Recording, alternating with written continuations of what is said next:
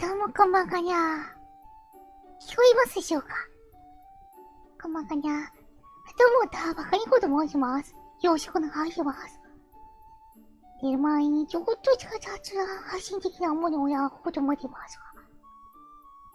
どうも、こんばんはにゃー。近いですが。すいません。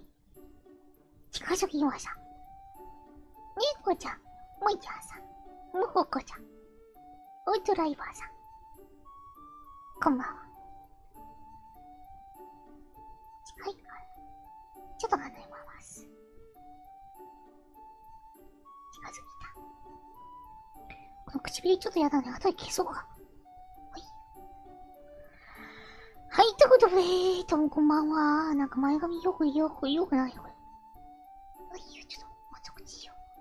はい、こんばんは。ということで、たばかにこで持ちます。どうもよろしくお願いします。これもうちょっとついた方がいいよ、こっち。おいでか。こんばんは。はーい、ということで、日曜日終わっちゃうよ。あと30分。辛いね。悲しいね。休みが終わってしまう。この悲しみ。はぁ。休みが終わる。てかさ、カニコのさ、このツインってどうですかこれ。これと、にょーんって伸ばしてみた。はい、よしきちゃんさん、かわいいありがとう。ハロー、こんばんは。ピースピース。あ、みーやちゃん号がね、ちょっと大人っぽい。ほんと、ありがとう。ねえ、それよりさ、カニコさ、後ろ髪のさ、このさ、黒い色になっちゃうんちょっとなんとか修正したいんだけど、ダメにできないのかな。チンってかわいい。ありがとう。そう。今日はね、君たちごとごとくにね、大人のお兄さんのね、余裕を持った月曜日のね、スタートの仕方を教えてあげましょう。何言ってんだか。まあいいや。他にもさ、ちょっと一人で喋るのちょっと、あれなんだろうね。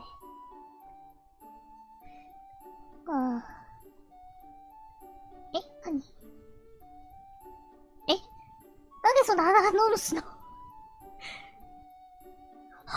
な、だって今、カニコ、これもうさ、カニコのお兄ちゃんって感じじゃない見た目。超可愛くないキュートだしさ。大人っぽいしさ。頭がいいかわかんないよ。うんち。あ、ダメだ。頭悪いみたいです。これダメです。頭悪いみたいですね。うんちとか言っちゃった。これがダメだ。はい。まあ、ということでね。はい。ちょっとカニコ斜めてな。なんでだちょっかいありがとう。かもぬきさん、こうばかにゃ。そう、みんな。ね、土日さ、みんな何してたのカニは相変わらず、配信とかお絵描きとかそんなんばっかなんですけど。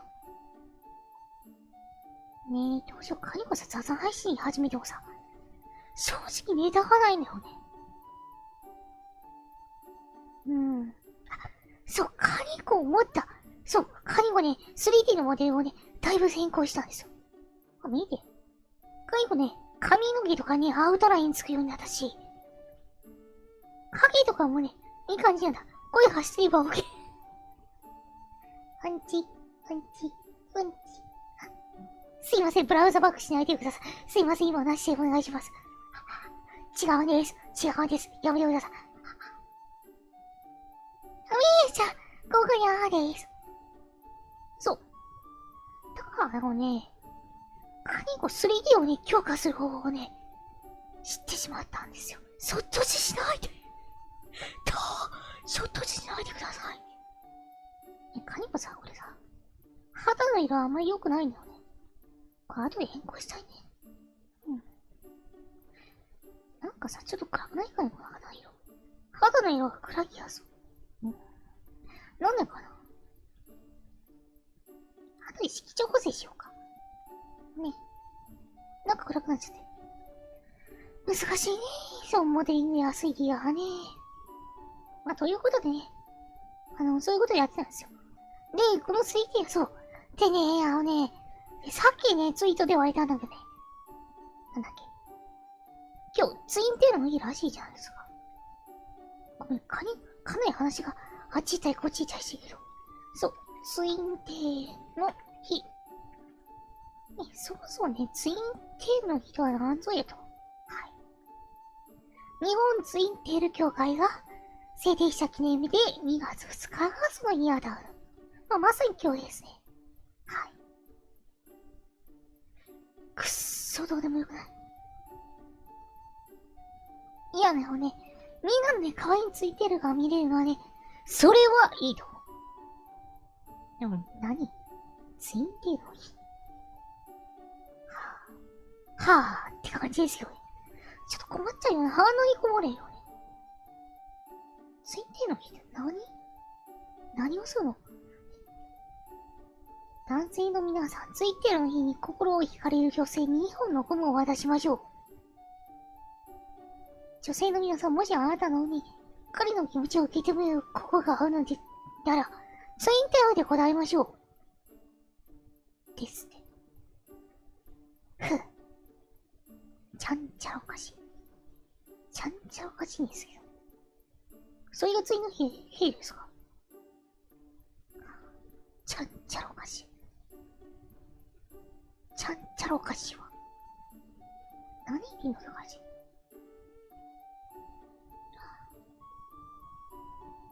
悲しみの顔。おこの顔。このなんかさ、送り顔、この髪型似合わない。ツンデレ。別にあなたのために、何もかもないよ。みたいな感じ。あ、カポさん、こんばんがにゃ。はどうこんばんがにゃ。ね、どうしよう、何も話すことないにさ、配信始めちゃった。こっちはさ、配信したいなと思ってさ。みんな何してるの？ツインテールってほんとさ、謎すぎてさ。なんか誰か口寄せしたいよね。一人で結構さ、寂しい。あ、ゆたびさんこんばんは。あまみや、とみんすきさんでいいのかしら。こんがにゃーです。間違えてたらごめんなさい。カリカの難しい漢字は読めない。バカな子なんで。口寄せする？口寄せ。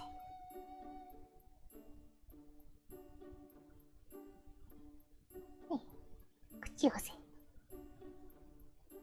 じゃあ誰か口寄せしよっか。口寄せできそうななんか、人って。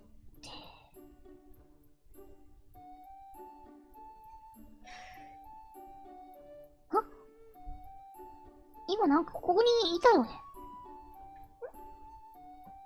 なんかいたよね、ここに。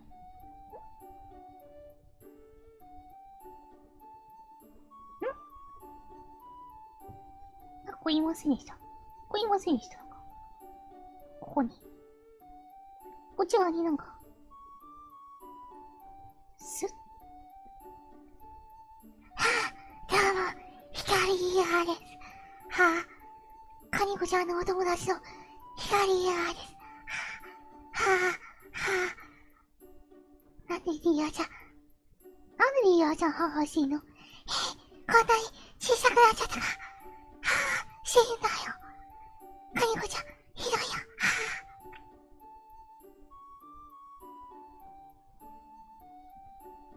寂しいからやめよう。イマジナリーフレンド、光リアです。電話かかってきましたね。じゃあ、全体通話に戻しましょうか。はい、ということでこんばんは。こんばんは、光リリアです。はい、光リリアさんどうもこんばんは。はい、いいんですか、そんな突然来ていただいてありがとうございます。ちょっと今、筋トレしようかなと思ったんですけど。筋トレ？You speak English, my friend? そうそう。そうだ。Hello. Hello. これリリアちゃん喋るか？ Hello. I can speak English, but Kaniko cannot speak English. sorry だよ。ちっちゃいですね。みえちゃんのお味噌？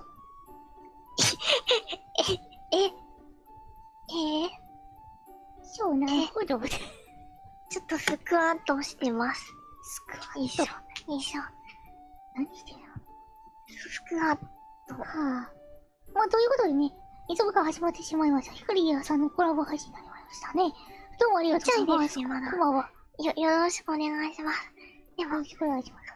ちっちゃい。Kanikoちゃんのツインテールかわいいですね。本当ありがとうございます。正確に言うとツインテールじゃないかもだけど、かわいい。は？え、何？ヒカリアさんなんですか？あ、でも、カニコバカにするために来た。じゃあ、いや、カニコちゃんにさ、今度じゃあ3D モデルさ、またお願いして、回収してもらおうかなと思っています。回収？回収改装？改装改装ではない。改造？What's your name? My name is Taraba Kaniko. Kaniko Taraba. Nice to meet you. I am Lilia Hikari. I am left side. Kaniko is the right side. いやいやいや。ハロー、アングラスさんこんばんは。イピさんこんばんは。タギタさんこんばんは。カニコちゃん？いやー。カニコちゃん。転びそう。え？いや、転びそうだな。転ぶ人？マイク持ちながらスクワットしてるから、ちょっと不安定なんで。マイク持ちながらスクワット。はあ、変わったことしますね、ヒカリアさんね。まあ、そんな感じに、今日はまあ、雑談配信来ていただいてありがとうございますということでね。はい。はい、コメント欄でね、スクワット何回やってるんだろうと、コメントが来てます。とりあえず、10回かな。いや、15回かな。おー、偉い。カニコもね、最近スクワットね、連続30回でをね、3セットやると思ってんだけどね、20数回で結構しんどくなっちゃうんだよね。強い。何気になんかスクワット自分の方ができるってアピールしてますね。全然。いや、だって、前はね、もっと、健康になったために、そう、みんなスクワットいいよ、スクワット。すごいね。足にいいです。足っていうか全体運動だから。シュートだって。レッツロータスさん。こんばんは。こんばんはにゃ。ハロハロ。ガイコちゃん復帰やろう。1000何回っていうやつやるってことですか？いや。リツイートされた回数かけるいくつみたいなやつをね、前リツイートされたんだけどね、みんなね、ちょっとあれ無理だよ。死んじゃうから。何回リツイートされたの？ね、わかんない。でも、かける41だか3だったから、数千回。1回のリツイートで41回なの？そう。それ1回でも相当きつくないですか？41回って。やばい。やばすぎず。1日はできない。腹筋バキバキになっちゃう。妹に電話してきてもいいですか？松様。どうぞ。どうぞで通じるの？英語じゃない。いいんじゃないですか？っていうことで。はい。ね、リカちゃんさ、土曜日、日曜日何してた？今、リコちゃんって言った？今何て言った？あれ？リコちゃんって。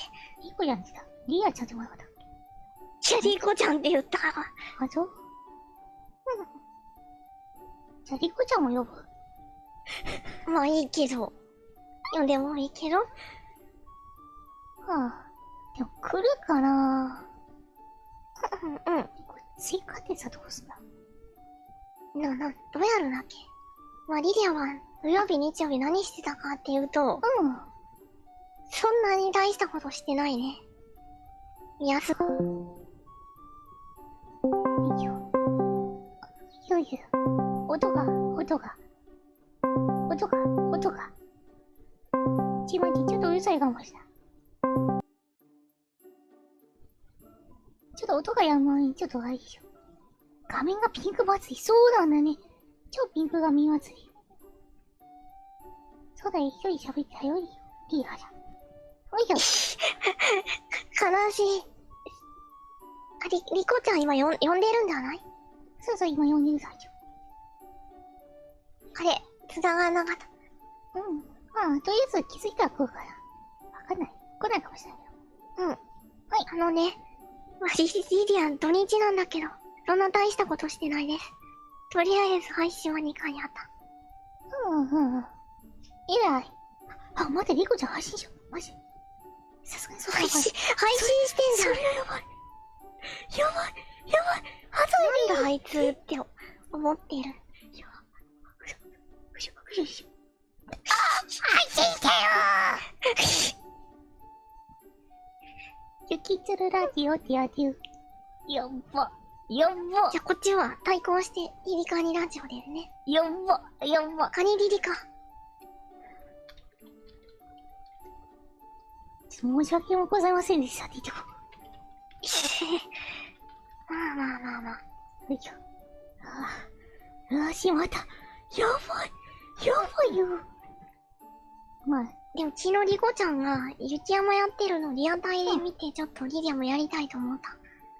雪山かね、みんなさ、視聴者の皆様に介護はお聞きしたいです。雪山配信でみんなぶっちゃけどう？見づらくない？リリアさ、こう、画面をさ、8分割してさ、一斉に映せばいいんじゃないかと思うんですけど。それって。見づらいかな。いや。スマホじゃちょっと厳しいよね。無理だと思うよね。じゃあせめて、4分割にして、代表者4人が配信して。そう、足してば頭が混乱するか。AI 介護じゃん。カラクラのダメじゃ声に、そう。なるほど。ちょっとしんどいからね、今ね、雨だめだからやってます。でも、介護いつもこんな声じゃん。わかんない。なんか監視カメラ見てるみたいだよね。8分割画面で。確かに。アモンさん、どうも、カニコちゃん。そちら異常ないか。応答せよ、みたいな。どうも。待たせたな。待たせた。ドゥ。メタルギア。モカツさん、カニリア。なぜかカニリア配信になってます。意味はわかりますよね。土日といえば、プリキュアの新しいシリーズが始まったね。通話切りまーす。なんでいいよ、語って。じゃあエンディングだけでも見てください。CG がめちゃめちゃ可愛いからさ。それいつも言ってますよね。まあ今回のやつは本当にね、手書きアニメかと思うような CG でちょっと、カニコちゃんもでも参考になるかもしれません。いや、別に参考ならいくらでも言いますから。そう、ディープブリザードさんのね、3D、あれ、まさにも 2D をさ、3D にしたような感じでさ、めっちゃすごいの。皆さん知ってる？ディープブリザードさんっていう。獣の方ですね。そう、獣の 3D の方。よいしょ。お団子ついてかわいい。カノなのにスネークとはこれ以外。お団子ついてかわいい。ありがとう、セーラームーンです。月に変わって成敗じゃ。そうか。騎士官の正体は、セーラームーンだったのか。騎士官？騎士官、ごめんなさい。ごめんなさい、なんかね、その髪型が、ちょっと、なるほどね。何かにいや、そうだね。似てる気がする。どっちかというとアズニャンじゃない？黒くした。お団子外して。お団子外したら割とアズニャンっぽい髪型。知らないわ。わかんない。あの、まず、アリアのアイカちゃんも、あ、ごめん、知らない。アリア見てなかったっけ？あ、知らない。踊るじゃん。マジ？何今の声。聞いてないでください。あ、それあれじゃない？ん？こち亀のさ、ムーンライトデカじゃない？はい、ありがとうございました。光リアさんでした。この美少女捕まえてお前、ムーンライトデカって、バカにしてるか？すいませんでした。すいませんでした。パチパチパチ。いしょ、また、ひどい人だ。そんな美少女だ、介護美少女だが。今日マジでパツいても美少女。ねえ、みんな見て前髪だってさ、ほら。こんな感じになってんだよ、今。横に、こう、ヒュッてなるの。可愛くない？視界がさ、狭くないですか、それ。狭い。狭い。可愛さのためなしかな。かわいい。それ言ったらあんたさ、目の中に髪の毛入ってんじゃん。いや、これはさ、目のとこだけ薄くなってるからさ、大丈夫なんですよ。どういう理論？リリアちゃんはなんでプリキュアが好きになったの？なんで？ほんとなんで？気がついたら見てた。気がついたら見てた。気がついたら気がついたら見てるってないですか？よくわかんないですね。リリーさん、こんばんは。こんばんは。こんばんは。今ね、光リリアさんに来ていただいてます。一人で喋るのなんか嫌だなぁ。です。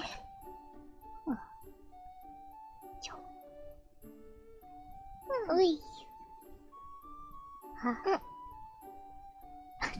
リコちゃんの方のラジオで。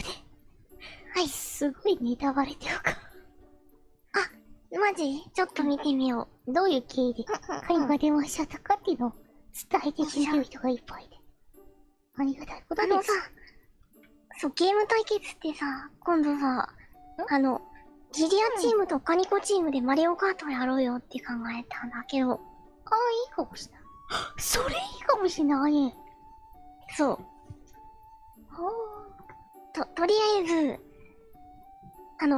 リリア側軍のリスナーさん、バーサス、カニコ軍のリスナーさん。で、リリアとカニコちゃんは、ポイントを2倍にして計算するとか。なるほど。ちょっと面白そう。ジャムパトリックさん。こんばんは。ハロー、こんばんは。こんばんは。もういいんじゃない？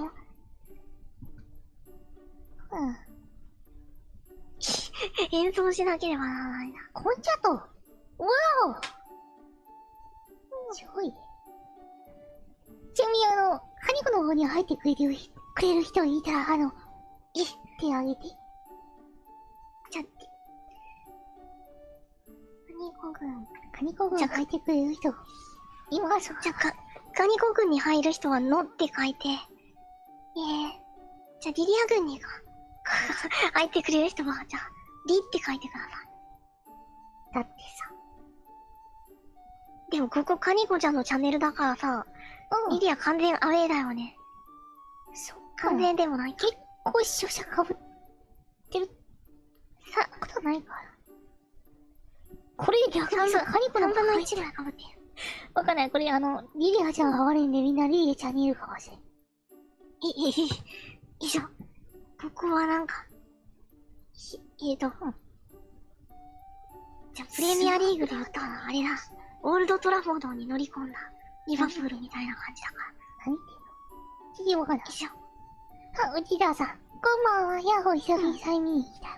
はるよいしょ。ありがとう。迎え撃つのじゃ。ありがとうございます。ね、カイコ 3D 可愛くなったね。ほら。よう見なさい。これ可愛いんですよ。まあ、これちょっと別の範囲なんだけど。でいいかな、カニコちゃんの負けた姿みたい。そうなんだよね。対決企画では、ずっとカニコちゃんに負けっぱなしだから、ツイッターでも同じこと言われたの。そろそろカニコちゃんを任すところが見たいですって。あなた負けすぎ。ポケモンでやったらもう楽勝なんですけど、受けてくれない、受けてくれないんだよね。だってポケモン興味ないな、もうカニコ。小2だったらもっと楽勝なんですけど。うわぁ。みんな聞いた？自分の得意なことでマウント取って怖っ。あ、じゃあ、お絵かき対決しますか？お絵かき対決。それともエイペックスでソロマッチ3分勝負やりますか？いや、それともスマブラでもいいですよ。スマブラはさ、まだいい勝負じゃなかった。ちゃんちゃらおかしい。ちゃんちゃら。じゃあじゃあ、スマブラ、ミリアム対カニコをやりますか？お前の謎負けんからな。じゃあ、YouTuber、お疲れ様、ありがとう。お疲れ様です。おやさーい。あや、まあ、カニコも別に、髪型ちょっと変えていい？急に支度室になっちゃった。ちょっと待って。そんな気軽に変えられるんだ。これすごい。いっぱい用意しちゃおうか。そうは重いんだろすごいね。今度リリアのメイクもお願いします。う。いいですよ。報酬を始めで。日本語で喋ってる。腰もあちゃうちゃうちゃう。報酬は弾むよ。あ、100億万円だって。あ、そんなには無理無理。100億万円持ってきて想像にないよ。バンドエイジさんじゃん、それ。あ、なんでもない。そうなの？わかんない。ブリブリさんもんじゃないの？お助けよ、100億万円、ローボか。いつもカニコです。ハロー、いつもの超可愛いカニコです。丸顔です。そうですね。これがなんか、超可愛いよね。まあ、ですよね。いつもカニコ可愛いわ。かわいいな。です。焼けちゃう。どういうこと？いや、ちょっと可愛くて嫉妬する。えらい。ようわかったろ？かわいい、ほんとありがとう、お兄ちゃんさん。これはね、優しい。女児アニメでも通用する顔ですね。まあ、そう、お目目描いたのちょっと、そうそうそう。それをね、従来のと比較したいけどね、比較対象がないんだ。従来今までどういう顔してたの？前のやつとか、最初のさ、むしろ動画を持ってきてさ、配信のアーカイブをさ、ちょっとここに貼ればいいんじゃないかな。でもさ、配信で動画流してさ、基本禁止されてなかったっけ？結構みんな普通にやってるけど。ダメなんだっけ？そうだった気がすんだけど、どうだったかな？なんか、ミラーは基本ダメだって言われたけど、自分の著作物だし、問題ないんじゃないでしょうか。ああ、まあ確かにそれは思う。そうだよね。だから、それってなんか他の人のを勝手に切り取っちゃダメ。つまり他の人の著作物だから、ダメってだけで。自分の配信はだって自分の著作物じゃん。まあ確かにね。そうなんだけどね。結構わかんないのがね、このね、YouTuber ですからね。まあ YouTube さんね。怒られる YouTuber さとね。ガバなんだよ。だってさ、なんだろう。結構さ、いろんな、まあなんか、収益が外しちゃったりさ、なんかやってんじゃない？そういう話聞くね、たまに。そう。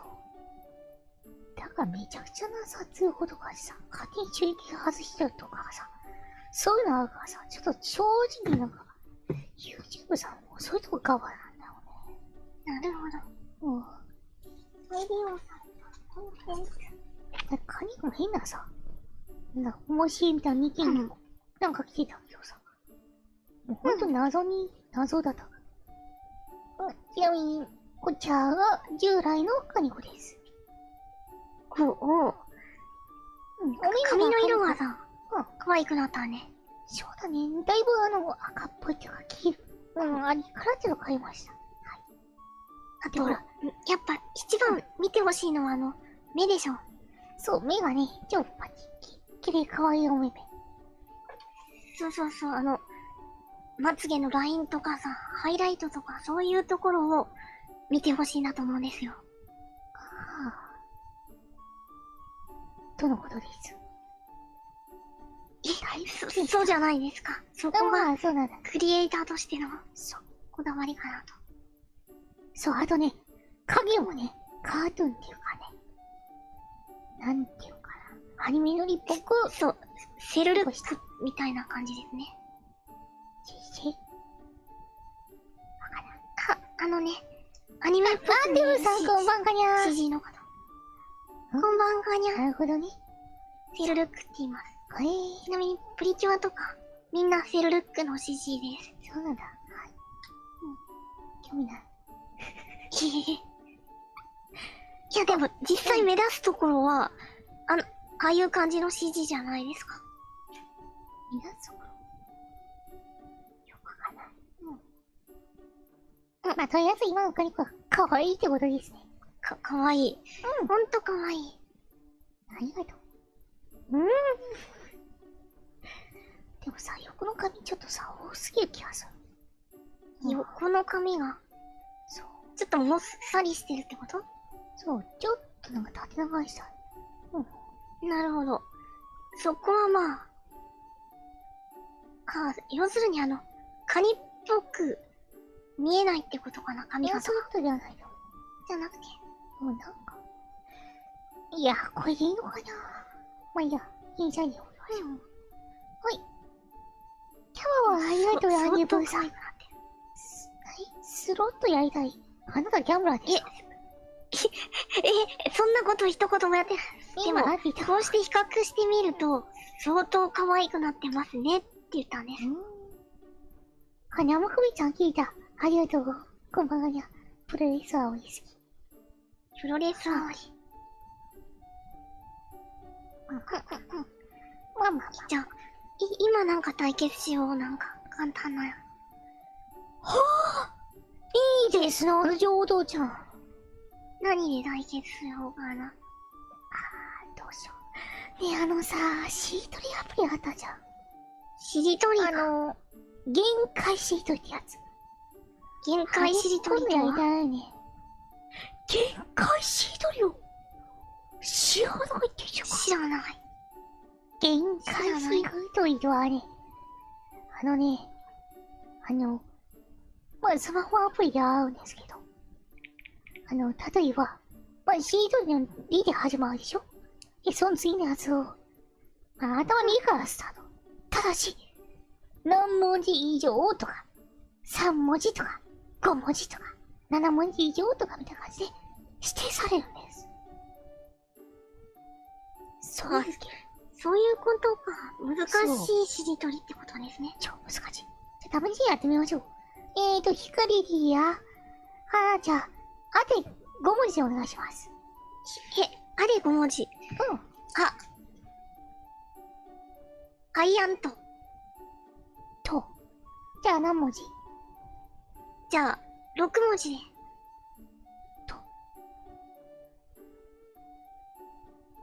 人の名前とか固有名詞はやめた方がいいのかな。いや、別にいいと思う。東変貌。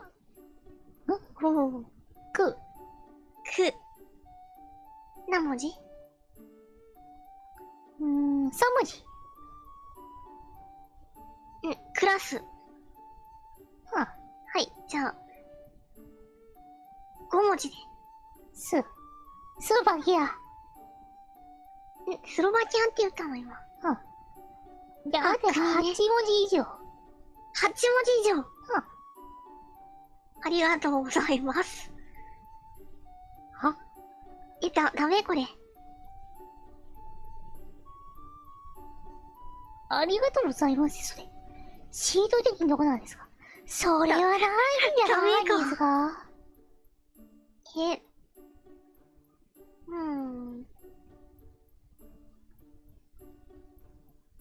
丈夫？輝よ。以上。んで終わるやつだったら思いつくんですけど。あで8文字。8文字以上だから8文字超えても大丈夫みたいな感じ。以上。8文字近くでね、8文字ぴったりはちょっと難しいよね。アウターワールド。アウター。じゃあ8文字以上でお願いします。なるほど。新技中。どで何文字？ 8文字以上で。ドーナツ加減症。うまい。で6文字。で6文字。うんぷてんぷ。うんぷてんぷっていうだけ。じゃあ、プで6文字。ププブランド。なるほどね。ドで7文字以上。以上。ドレミファドーナツ。で、何それ？今一瞬わかるって笑いしたでしょ。息ふさだけなんですけど。何？みんなわかる？またなんか裁判始まっちゃうじゃん。それ何？ドレミファドーナツだ。いやー、なんか、聞いたことあったような。昔すぎるってこれだ。何？ちょっとみんながいろいろなんか察し始めてるみたいですね。これもしかして、そんな、昭和ネタとかそういうあれですか？昭和じゃないでしょ。光リリアさん。昭和じゃないでしょ、これ。ドレミファドーナツ。平成初期。でも平成ってさ、もうさ、30以上過ぎてたよね。あれ？でも、知識として知ってるのは別におかしくないでしょ。リディア結構知識豊富な12歳ですか？でも12歳がさ、そんなさ、20年近く前のやつ知ってんの？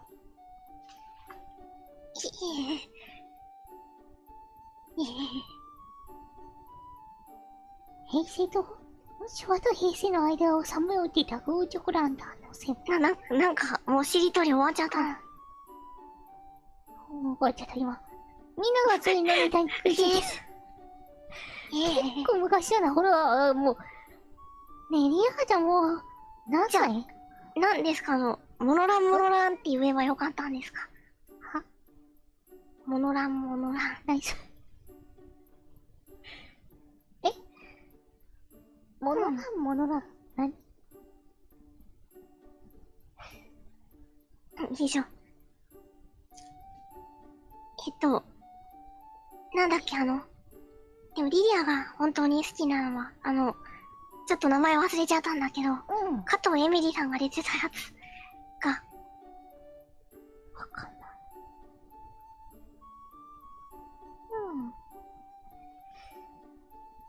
ない。ね、リディアちゃんさ、子供の頃見てたアニメって、何？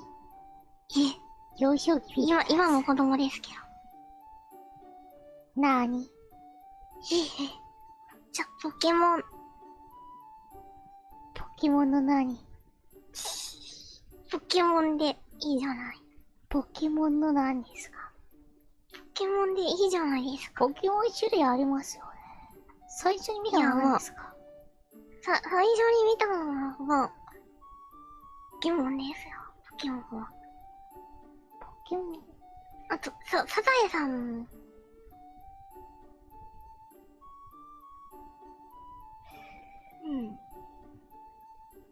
何を隠している？何も隠してないよ。これちょっと皆さん、リアちゃんの世代知りたくないですか？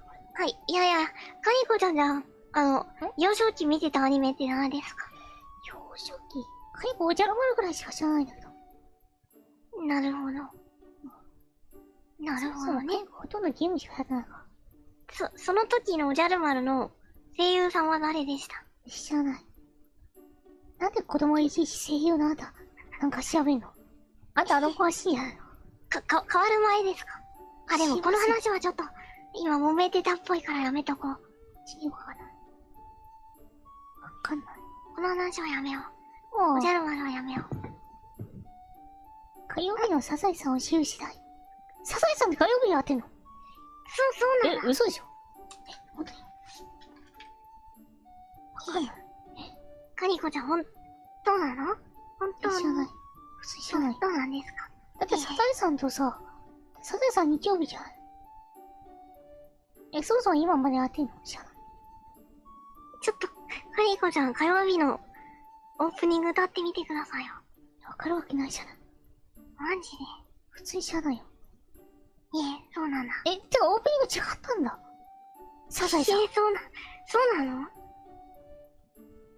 リエちゃん歌ってね。これ絶対知ってるよね。知らない。知らないな。わかんない。だってオープニング違うってことを知ってたよ。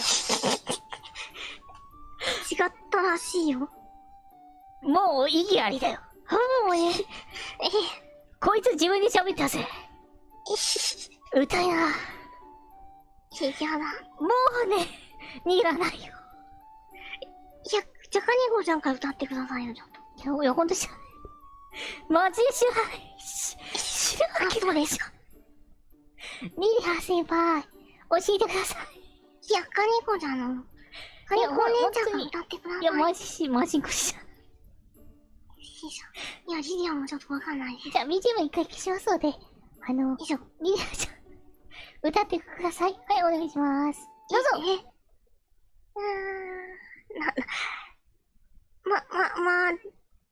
開けましょう。はい、どうぞ。は？わかんない。こんな感じだったの、というのを、シエの伝承で聞いた気がする。ちゃんと歌ってください。せっかく BGM 消したんだから。はい、ちょっと。本当はもうわかんない。これからは先わかんない。わかんないのよ。はい。しりとりでドーナツいただけなのに。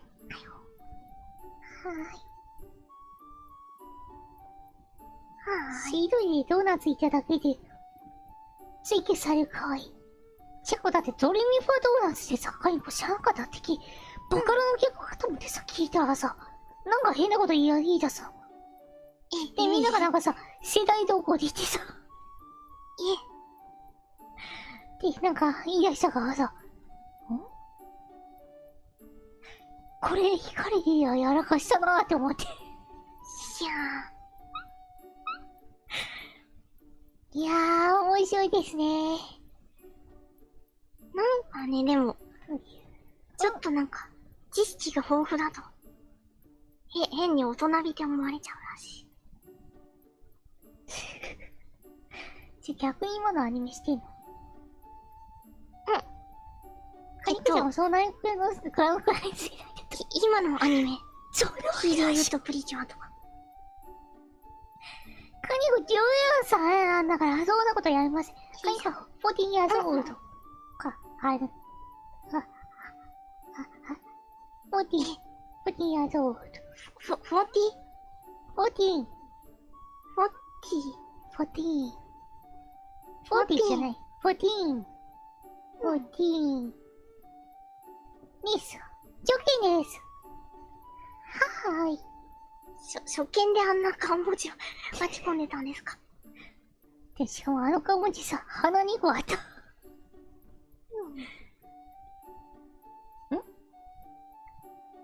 タマインが歌えて淀川さんでも映画紹介のさよならで挨拶する両歳がダンバインなんか歌ったっけ？タコだったの。でもダンバインはさ、友達がしてただけだ。スパロボとかなんか、そうそう、スパロボとかで。うん。で、なんかしてるらしい。カイコも知らなかった、その曲。で、聞いたらなんか結構かっこいいんだよ。じゃあ歌ってみてください。いや、今歌わないよ。映画紹介のさよなら挨拶って何？ごめん、これもカイコさ、マジテレビとかのあれでさ、たまたま見たやつだからさ。多分本当に絶対知らないやつだと。そうなの？うん。タンクーラーって何？カイコタンクーラーのばってるやつだと聞いたことあるかもしれない。わかんない。タンクーラーわかんない。いやもうあれしかわかんない。ってやつ。そういう曲はどこガイスト、クラッシャーぐらいしかわかんないですか、ジリアの世代は。そうなの？ガイスト、クラッシャーって、ガンガンガン、ガガンガガンガン、ガイスト、クラッシャー。逆に知らないのこれみんな。全然わかんない。じゃあ、シンカリオンは知らない？全然わかんない。シンカリオン知らないの？わかんない。アヤネルが主全役だったのに。然わかんない。ごめんなさい、そもそもアヤネルと言われても、声優さんがね、どういう方なのかは、カイコもよくわかんないんです。そう。だから、リリアン、最近のしかわかんないですもん。あと、飛び物みたいな声。ジャイロデッターぐらいしか知らないです。わかんない。最高にクールな風に乗ってって知らないの？全然わかんない。いや、みんな知らないんですね、ジャイロデッター。ジャイオ何？ジャイロデッタわかんない。なんかみんなさ、知識すごいよね。光やさんの古い知識が、すごい。ー。いや、最近のアニメ。わかんない。サザエさん世代ですか？わかんない。サザエさんって、なんか介護生まれたらもうすでにやってたから、わかんない。そうですね。サザエさんは気がついたらやってたのね。逆にサザエさん世代って、どの世代？ 60 歳とかかな？わかんない。サザエさんにそもそも何年やってんの？全然わかんない。50年ぐらいやってんじゃないかな。わかんないけど。やってんだ。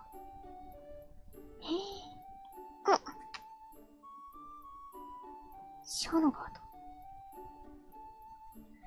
た。なんかさ、いろいろあるんだね。あ、ちょっと待って、介護一回もう一回ツインテールしちゃおう。なるほど。ツインテールが終わっちゃったけど。あ、まあ、今日は日付変わって、節分ですね。節分ねカニコちゃんはきっと、世間の流れに迎合したからないから、恵方巻きとか食べないんでしょ。恵方巻き、巻物は、美味しいから好きだよ。じゃあ、何の恵方巻きを食べるんですか？わかんない。わかんないな。CHT マヨ。あ、なんか、手頃ですね。美味しくない？そう、みんなさ、巻物何入れるの好き？カニコネギトとかCHT マヨとかさ。そういうの好き。ネギトロか鉄火巻きかな。鉄火巻きってない？鉄火巻きっていうのはマグロだけぶち込んに。で、あれやってやつね。あと、キュウリが入ってるといいかもしれない。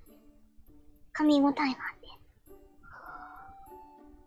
でも、キュウリはキュウリじゃない。マグロじゃない。マグロと、このキュウリが、マグロの柔らかさとキュウリの硬さがね、絶妙なハーモニー。絶妙なハーモニーだ。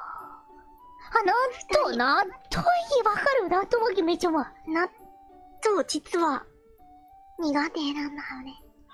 嘘でしょ。光やさん、納豆巻きにされたいって前言ってたのに。そんなこと言ってない。ねえ、言ってなかったっけ？でも納豆巻き確かに美味しいよね。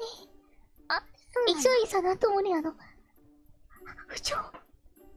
卑二人ともネギトロみたいな髪の色してますね、だって。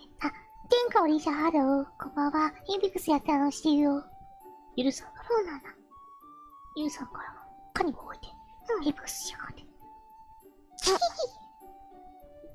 天下おりはカニゴとヘビクスすればいいんです。そうなんだ。そうなんだと言われても。いや、そうなんだ。光なんてだ。はい。納豆1位納豆。みんなさ、納豆苦手な人いる？納豆苦手な人いたら、お手てあげてください。私苦手、納豆苦手な人。ガチャ謝りしてるんですけど。ガチャ謝りするわけないじゃん。いえ。納豆苦手な人、納豆ね。嘘かもよきちゃんも。そう。納豆さ、食べられる時期もあったんだけど、今ちょっと、ダメになっちゃった。だってさ、納豆にさ、刻んだネギとさ、生卵をさ、これ、やってやってさ、ちょっとめんつゆとかさ、だしをこう入れてさ、ご飯にキュッてかけて。やっぱちょっと、ネバネバするのはちょっと。ネバネバ系、カイコ大好きなんだけど。あと、匂いがちょっと。結構美味しいけど、普通に食べようと思うから。本当に。カイコそこは普通には食べないけど。ごめん苦手。みんな苦手。まあ、確か納豆って結構ね。外国人のみんなイメージだもんね。そうだよね。やっぱネバネバと、匂いと、でもさ、苦い。安いしさ、体にいいじゃない。体にいいけど、どこいいかわからないけど。そっか、じゃあ今度頑張って、食べてみよう。納豆、食べてみる企画でも、やろうかな。苦手なものをさ、食べる企画いいかもしれない。待って、そうだね。周期的に食えなくなるのわかる？なるほど。足り寒そういうのあるのかな。いいともいいじゃんさ。長芋オクラメガブとても意識。わかるカニコバチキなんですよ。よちよね。西日本の人は苦手な人が多い。そうなんだ。知らなかった。そうなんだ。カニコって何日本なの？わからない。バーチャル日本ですか？バーチャル日本。バーチャルジャパン。お水のもと。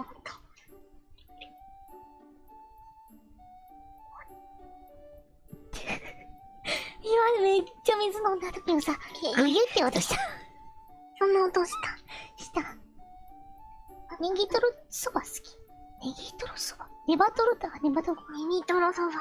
ネバトロそばって何？山芋とか長芋をこの中に入れた感じだから。納豆入れるの割と好き。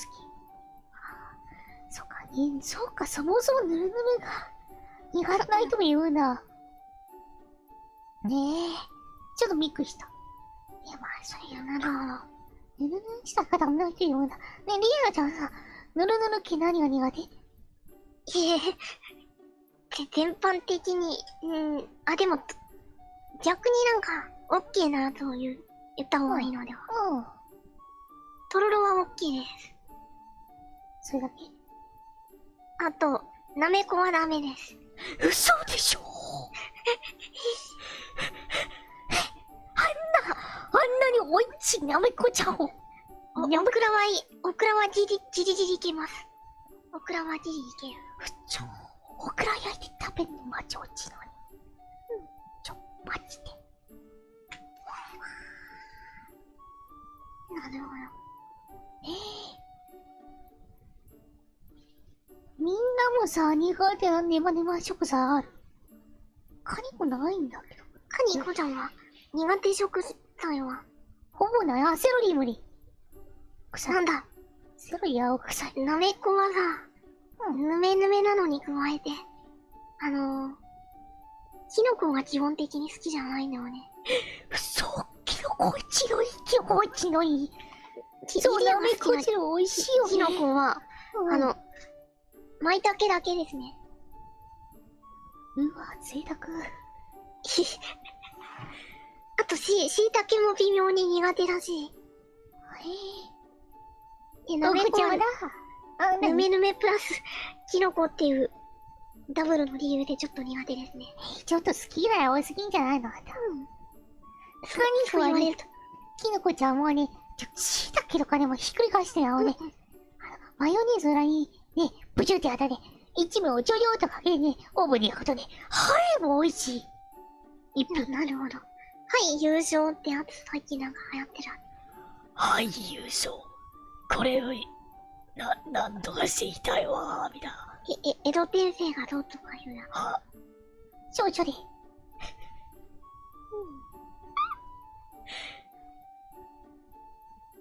うますぎてうまいんだったわ。はい、こんにちは、よほかに。はよ、こんばんは。今ね、ヒカリリアさんの元じゃね、好き嫌いが多くて、ちょっとびっくりしてます。そうなんだ。だって、今まで言った嫌いなやつってさ、なんだっけ。納豆と、なめこと、あと、椎茸だけでしょ、そんなに。いや、もうそれだけでだいぶ多くなる。中にこちゃん嫌いな食べ物ないの？はい、江戸天。嫌いな食べ物？セロリぐらい。あとは梅干しはしょっぱすぎる。体に悪いんでね、ちょっと嫌だから。あ、体に悪いんだ、梅干し。いや、しょっぱすぎる。塩分取りすぎでしょ。梅干しは体にいいって言われて。塩分取りすぎでしょ。ちょっとそれは意外だった。だって、あれ、くっそしょっぱいじゃん。だからあんまりカイパンしょっぱくないやつを選んでます。そう。なるほどね。塩分取りすぎはね、ほんとに、梅干しは、筆圧動向とか。確かに。梅干し。でもね、やっぱ梅干しにいいっていうからね。だから別に嫌いではない。ちゃん、こんかにゃ。すいません、ちょっと遅れちゃった。でも、それもういた。大丈夫。じゃあ、月お兄さん。かいこちゃんかわいい。ありがとう、ツインテー。こんかにゃ。かいこちゃんも褒めてくれて、ツインテーかわいいちゃん、ありがとう。かわいいから。3D はマジこれから楽なんだよね。3D マジ楽。かいこちゃんかわいい。天下俺分かってんじゃん。いいね。かわいいですね。イリアも今話してて、ドキドキしてちゃった。光リリア。レズ説。すいません、ちょっと、お世辞を言っちゃいました。あらはい、でも、本当に褒めてるんです。褒めてるんだけど、ちょっと、今のは、大げさに言っちゃいました。ちゃんじらおかしいの。ライナースプーンさんこんばんは。いいじゃん。かにこちゃんもレズなんだ。レズ。まあ、女の子好きだよ。そうなんですか。イケメンもいいと思うけど。キリアもかにこね、女の子はね、普通に全体的に好きだわけね。リリアも女の子好きだから。アトビみたいなね、テニプリのアトビみたいな人とか、おじさんのキャラ結構好き。かにこジェットとか好きだ。でで、ジェーでで、ジェー俺様の P に良いなっていうので、ときめちゃうんだ。それより、水ですがね。破滅へのロンドン。スケスケだぜ。テニプリあたりになってきた。テニプリ最近新手に見てながらわからん。もう、新手にあれもう意味わけわからん。なんか最近さ、馬に乗ってテニスして始めたとか。新手に。頭おかしいんちゃうか。今更だけどそれ。だって前まで、いやまあそうだけど、新手になってからさらにぶとねか。そうだね。いやだってさ、新手に前はさ、まあこれだったらワンチャンできそう。ありそう。なんかもう、過剰表現かなとかそういうのあったんだけど。イメージ映像かなみたいな。でもさ、ブラックホールズでどことか、わけわからん。スポーツアニメでどうしようかするのは常識。なんかあったよね。アニメにどうでもなくなってた。稲妻イレブンでもやってたし。そうよ。かにこちゃんはリズがいい。たらばリズコちゃん。たらばリズコちゃんおかしい。何にも食べられるかにちゃん。そう、かにこね、でもセロリさ、待って、先に挨拶しよう。みこちゃん、ごめんね、さっき急に呼んじゃってすいませんでした。かにこですけど。どうもこんばんはですけど。先ほどは失礼しました。先ほどは失礼しましたんですけど。申し訳ないですけど。今呼んじゃっていいんじゃない？今呼べるんでしょうか。いいよ、まだ呼んで呼ぶよ。じゃあ今入ってきて。今呼んだの？今お暇でしょうか。リコちゃんは、この二人に比べると、だいぶなんか、今なんか大人びてるよね。そう、ニコちゃんね、おっぱいも大きいからね、大人びてる。そこじゃなくて、そこだけ。性格まあちょっと、でも、そこも確かにそうか。無理くぼだった。無理くぼ。無理くぼなんですけど、カニくぶりなんですけど。無理。無理。森くぼしてよ。森くぼなの。翔太郎じゃなくて。は？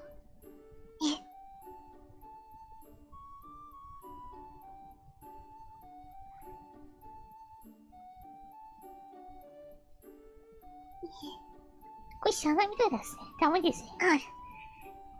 でも聞いたことはあるかも。多分、あれだ。アイドルマスターのキャラでしょ。アイドルマスター、シンデレラハーツ、スターライトス。じゃあそこまで言わないか。シンデレラハーツキャラクターです。将来的にみたいな。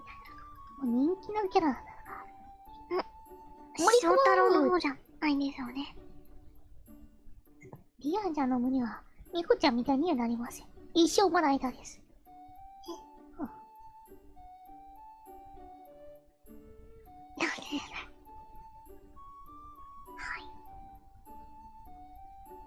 それはいいや。でね、カニコさんはね、ちょっとね、皆さんとこれ、ちょっとね、話がいいテーマあります。はい。この中に、アルチューカラカラって知ってる人いますか？アルチューカラカラ？アルチューカラカラカラカラ。なんだアルコール中毒ってこと？これ知ってますね。知ってる人いますね。いや、まあ、美味しいかもー。なんだろう。なんか、やばい話題なんじゃない？いや、やばくないよ。まあ、ある意味、やばいかもしれないよ。でも最近ね、ちょっとね、戻ってきてないんだよね。わかった。駄菓子でしょ。は？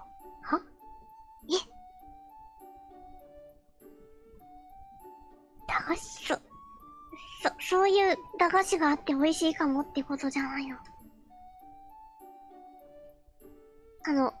タラタラしてんじゃねえよみたいな。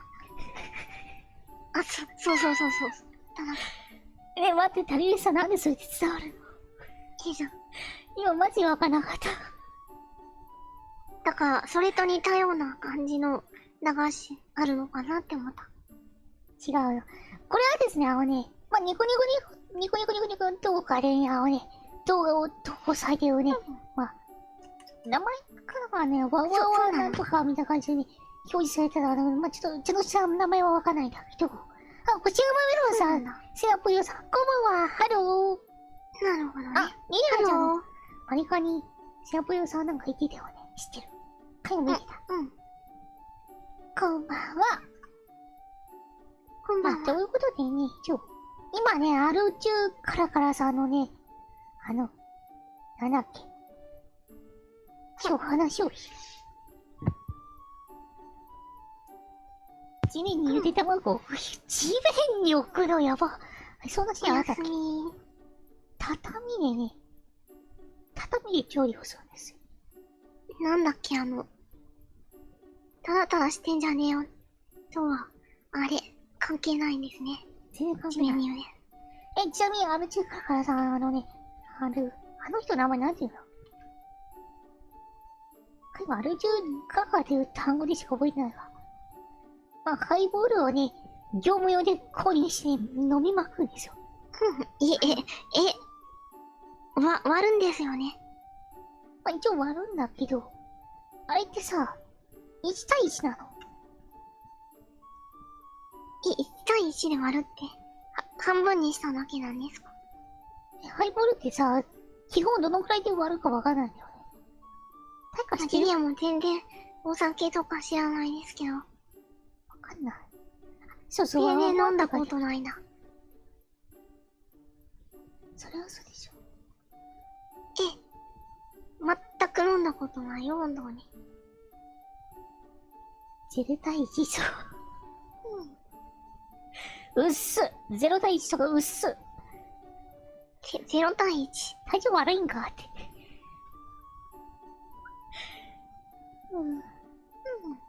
いやもうね、本当に1対3か1対4ぐらいが普通なんだ。カニがね、なるほど。航空杯するときはね、1対8ぐらいかな。それぐらいじゃないとね、1対3、1対4ぐらいなんだ。あの人それをね、1対1かね、4対3ぐらいではあるの。それをね、排水口のようにね、でっかいジョッキでね、ジューで、ね、ガブガブ飲んじゃうの？そう、一気に美味しいの。ちょっとその人、やばい。やばいね。これね、いや、これ最近千香織さんがハマってんですよ。その飲み方にですか？違う。なんでやねお茶からお酒に行ったのかと思った。これさ、マジさ、そしてもう千香織さんちょっと呼ぶしかないんじゃない？千香織。じゃあ読んでみようかな。ちょっと千香織さん読んで、さっきだし。お話を聞きましょうか。じゃあちょっと、読んでみましょう。読んでみましょう。サンバカトリオです。バカカリブレーいないって。通じるかいやー、ちょっと。出た。出た。です。大丈夫。あれ大丈夫？大丈夫。いきなり呼ばれたんだけど、怖っ。はい。ということで、ちょっとお待ちください。立ち寄りを準備します。はい。ということで、今、千香織さんが今、来てくれました。次はですね、春中から話をしているのさ。千香織さんは、ご存知ですか？ご存知です。最近、なんかね、YouTube のおすすめでできたから、見たらね、排水口のごとく、うわ、目の前に、なんかかおりちゃんのお尻が。お尻？そう、排水口みたいに吸い込まれていくんだよね、ハイボールが。ハイボールがね。ズズズズズって。そう。あれすごい。そう。なんか見ちゃってね。超楽しい。なんかね、なんかね、ちょっと前に見つけて、何これって。そう。人生楽しそうだよね。楽しそう。さ、うん。結構人付き合いもあってさ、なんかすごいね、すごい人と喋るのさ、なんか上手ですよ。と思いました。なるほどね。この人であれは。まあ、唯一パンツマンさんが切れそうな、あれだけど。まあ何もない。なるほど。パンツマンさんっていう人もね、ニコニコで料理動画を上げたりしそうですけどね。まあ、その一人のニコニコはね、ような、そうでもないような気がする。よくすっ転ぶ人？そうなの？知らない。そうはね、別の人かも。冗談のき常人がやったら即死なんだよな。そう、やばいの。あんな無理だよ。で、それをね、ニコニコにね、漫画を上げてて、で、春中からがね、やってみたってことで、VTuber さんかなまあ、やってる人がいてね、その人がそのとこで結構伸びてた。倒れたんじゃないその人。いや、普通に無理ですっていう話をしてた。あ、そうなんだ。そう。どこだかこれ、いやー、これ許可取ってないから言えるはずまずいから。キリアもなんか、今新しいことをまたやろうかなと思って考えてるんですけど。女子カラカラしよう。あ、言そういえばかおりちゃんなんか、指切ったらしいけど、大丈夫なんですか？そうだ、俺は一応指切ったね。大丈夫。なんかね、包丁洗ってたら、スーって隙間から刃が覗いて、手にシューっていや、ちょっとスプラタキやな。介護そういう苦手。怖い。あ、イコイちゃん、被害者の会じゃないよ。この間、イコイちゃんが被害者になってたけど。この3人とても好き。はい、ありがとうございます。ありがとうございます。割とね、ありがとうございます。セットみたいなとこあるから。仲良くさせていただいてる方々です。サンバカトリオです。消毒して指を安全にしてください。あとね、瞬間接触されて好きなのが正直一番いい。あ、それやりたかったな。そう、割とね、パックリ割れちゃってたから、傷つき。指に瞬間接着剤なんて使うんだ。打った方がいいかなと。有名っていうか。そうなんだ。でも特別体に悪くないから。あ、そうなの？体に悪くないんだ。って聞いたのか。逆にも結構やってた。そうなんか、破傷風が怖い気がするんだ。大丈夫だったまたちょっと違うんだよ。わからん。でも有機溶剤とか入ってんじゃないのがいいの？わかんない。なんか、吸ったら危ないやつ入ってそう。怖いね、ちょっと。正しいやり方ではないから。やめた方がいいということで、思うよそれはいいとして、今ちょっとすいません。で、アルチュルから、そう。かおりちゃんさ、アリさん同じことできる？お茶で？いや、お茶じゃなくてハイボールで。そう、かおりちゃんが、できない。さすがにあれは無理。無理や。すごい飲み方。と思います。まず度数やばい。あれをどうするやばいあれださっ、て。飲むのやばい。てか、あの人をさ、もう、これマジアルチューカカを知ってる人はさ、いや、知らなかったらちょっともう、リンクちょっとなんてある？リンクある？もうちょっとね、もう、登録者えらいこじゃん。YouTube でね、この名前で検索してください。そうすると汚い排水口のようにハイボールを飲む人の、なんか、雑な料理動画とか出てきますけど。あれだ、畳で料理してるからね。そうだね。うん。布団の上を料理するし。うん。布団の上で、料理。そう。布団の上でさ、炊飯器置いたり段ボール置いて調理したりさ。なんか、布団の上でさ、火を起こしたり。もうやばいの、もうなんか。怖い。見てて怖い。怖い。でもたまに美味しそうなの。で、なんかさ、そういう雑な感じでさ、雑に用意するの、かいもなんか、嫌いじゃないとかさ。ワイルドで面白い。ちょ。で、この人なんか糖尿かなんか知らないけどさ、炭水化物とか、特に取れないんだよね。そうなの？ダメじゃん、それ。それゆえになんか、克服した料理を作ってるっていう感じ。なんかおでんとか作ってたよね。お酒は、やばいほど飲んでるんでしょ？お酒はまあ、そうだね。絶対あれやばいよね。じゃあ、そんな、他でいくら気を使ってても、そんな、お酒の飲み方してたらもうチャラじゃん。まあ、多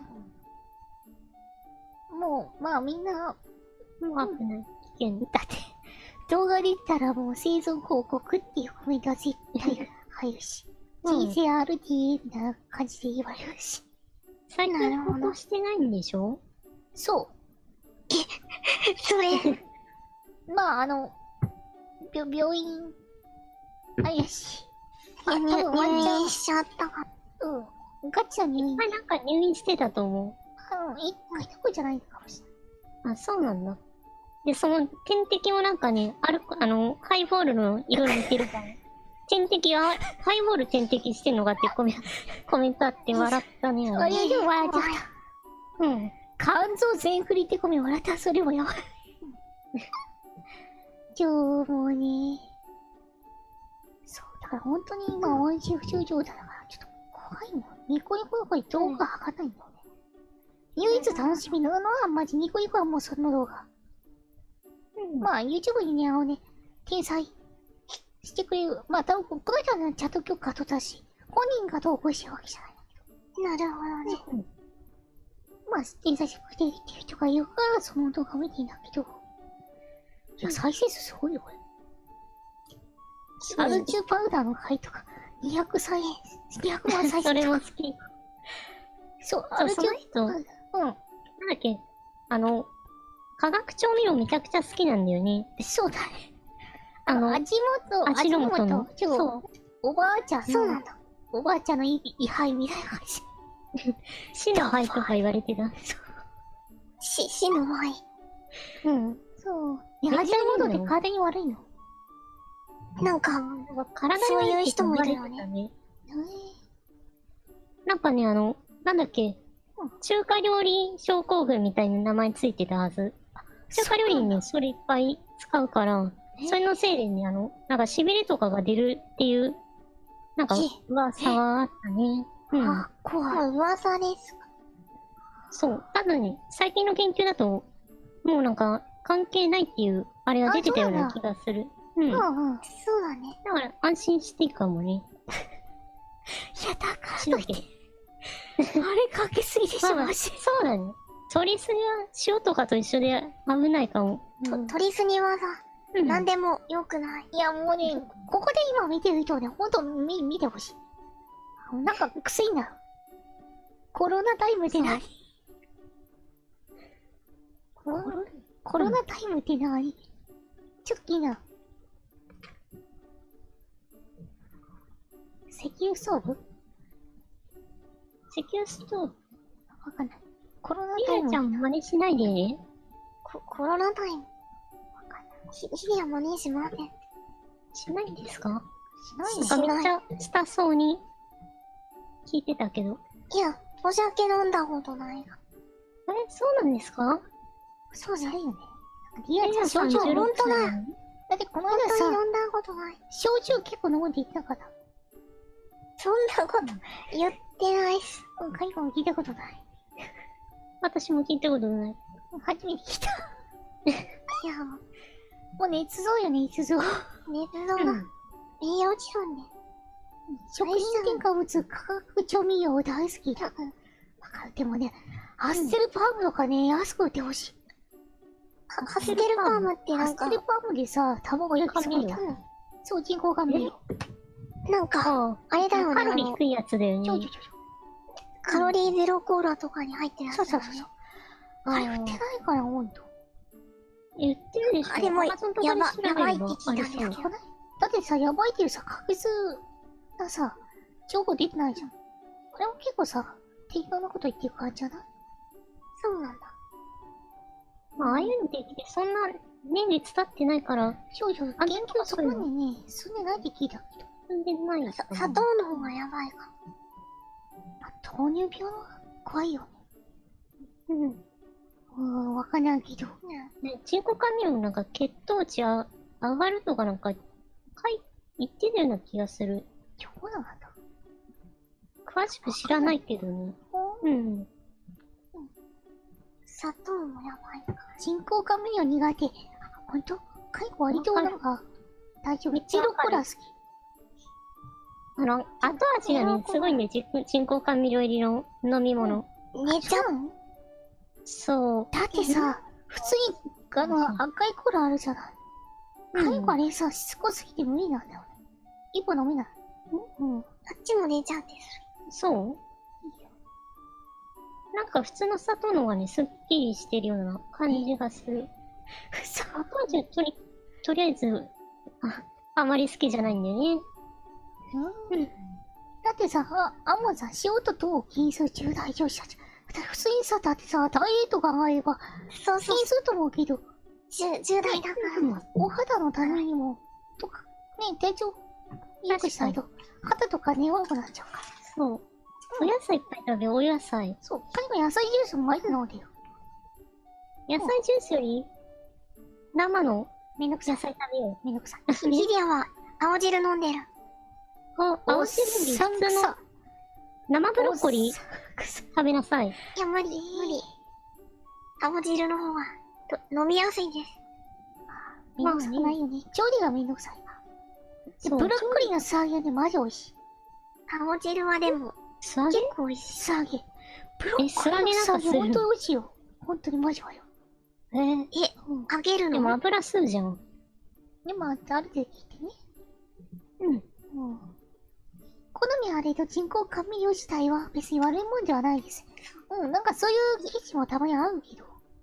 割とよくあるけど。かおりちゃんさ、かけてはない。お茶を飲めっていうのかと思ったけど、ブロッコリーだったんで、ちょっと、意外な感じしました。確かに飲み物かけの話してるのにさ、お茶の話しないな。そう、青汁、野菜食べる。お茶って言われるのかなと思った、今。お茶飲みなさい。でもほら、リコちゃんのゼロ号は好きって言ってるよ。いいじゃん。いや、まあ、ゼロ好みだよね。もなるほど。普通のコーラもさ、美味しいんだけどさ。じゃあ紅茶飲みます。今日は飲めない。え、緑茶にしようよ。カイコ今緑茶飲んでる。緑茶。緑いや、紅茶の方が美味しいし。はえは、今のはってなんか、結構マジじゃなかった。いや、そんなことないし。いい香り。あ、消えた。お茶の妖精が消えた。え、緑茶飲んだの今、カイコ緑茶飲んでる。ちゃんと急須で入れたのあげたかだっけど。うん。かおりちゃんからもらったお茶まだ飲んでない。飲んでないの。いや、なかなかさ、入れるタイミングってからさ、急須を使ってって言ったタイミングないんだよね。うん。うん。なるほど。朝の一杯で作るとか、そんな感じでいつもやってる。めんどくさい本当にいいんじゃない朝の一朝の一杯が。杯が。なんか、今更なんだけどさ、この配信にさ、3人のこう、ネームプレートあった方がいいんじゃないですか。ああ、それいいかもしれない。確かに。じゃあ、一つ作りますか。何スクミスみたいに胸に書いておくのうんうん。いや、あそういうことね別に。普通になんか、名前をこう、うん。頭の横でも何でも書いとけばいいじゃないですか。しょうがないな。なんとまあ、中央のいいかおりちゃんは今日は、なんか、恵方巻きは食べる予定ですか？恵方巻きの、あれ今日節分なのそうそうだよ。らしいよ、もう節分らしい。2月3日今日昨日じゃなくて今日そうだよ。はあ、何も食べないです。何も食べないですか？あ、いや、もしかしたらうん、スーパーで買うかも。はい。あ、それはいいアンテナね。実家納豆に手作りしてたけど。さすがに。うん。たらば、うん。光。千のネーム絶景すくみず。どう作る作れるけど、別に。三人光も。ただカニコはカニかなでも。カニですかカニ、うん。自分だけなんかかわいいじゃん、それ。だって別に、だって、他に表現しようなくないかわいいな、ちょっと。たらばで、いいんじゃない？だってタラバまあ別にいいよ。あれ普通は上の漢字で書くのまあ、はいそうだよね。ちょっと提供名みたいにしないでくださ何がい。いや、名前がです。何の話わかんない。いや、名前が。えなんかこれ、それ、ゆりか様配置だが、と思う。提供って、提供名だった時を思い出した。誰様ゆりか様。光リリエ容疑者がいますが。本当ですね。容疑者になっちゃった。容疑者なってる。ラフショットじゃないんだけど。何で逮捕されたんだろ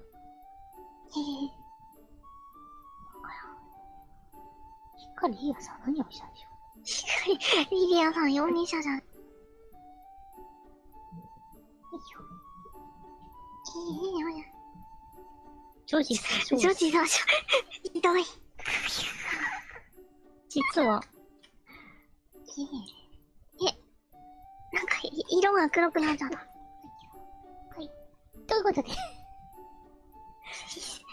このくだり結構難かった。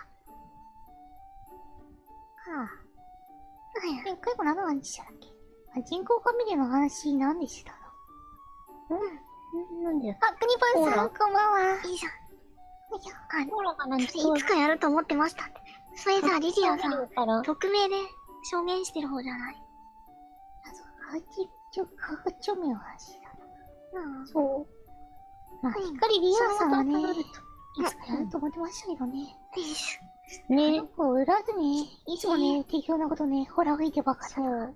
いや、裏でね、カニコちゃんの方がやばいです、裏では。何そうですね、カニコちゃんもやばいですね。やばくないし。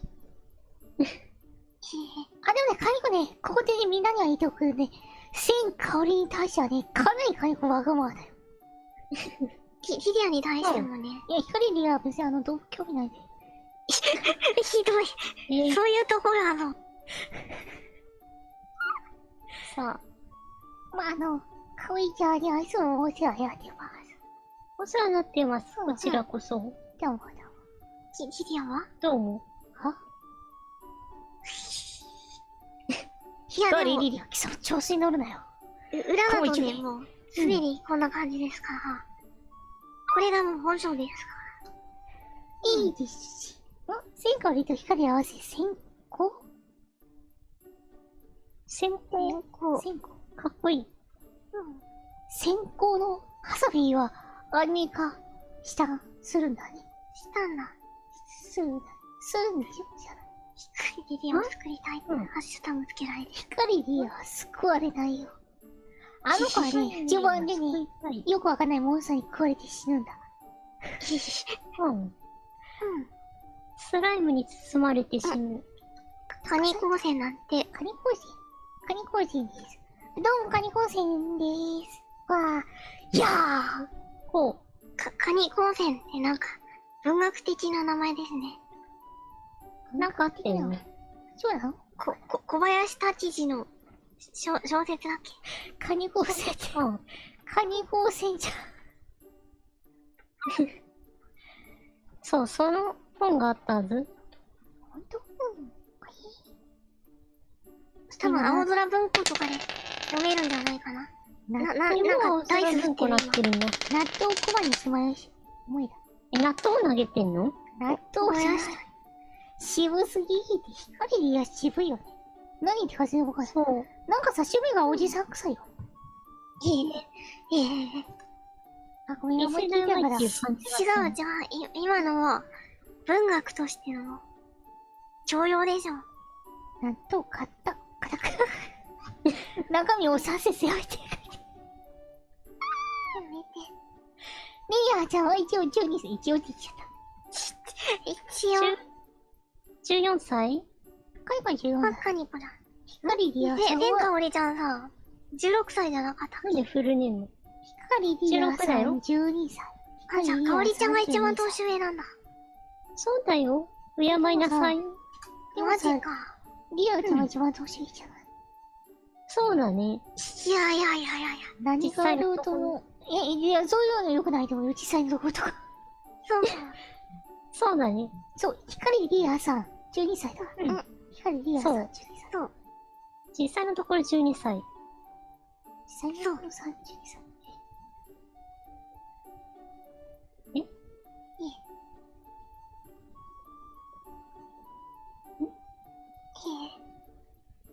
リリアさん、2月13日誕生日なんだよね。おめでとまだ、わあ、ありがとう。う。わあ。もう一回言って2月 13？ そう。まあ、じゃあ、ここで千香りさんのねし、ますか。自分の告知を終え、誕生日配信の告知を。私かおりちゃんなの？ ?5 月13日。あ、日にち同じだ。 13っていうの一緒なんだ。あ、そこが一緒。あ、ゾウカさん、こんばんは。ツインテールとカニかわいい。ありがとうございます。そう、千かおりさん。じゃあ、リアちゃん何歳なの？誕生日にしても、12歳です。サザエさん。まあ、リリアはちょっとね、年取らないからね。よいしょ。みんな年取らないの？カニコちゃんも9月に誕生日だったけど、14歳のままでしょ。逆に年取ってる人いるのかな？いると思う。たまにいる。年取らないの知らなかった。タブーを壊す VTuber。いきませんね。タブーを貸しちゃいけない。多分私も永遠の16ですね。そうですね。そう。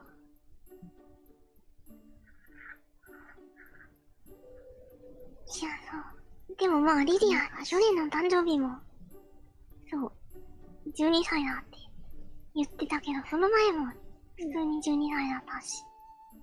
ねえ、リアちゃんってさ、VTuber 始めて何年経つの？1年と1ヶ月かな。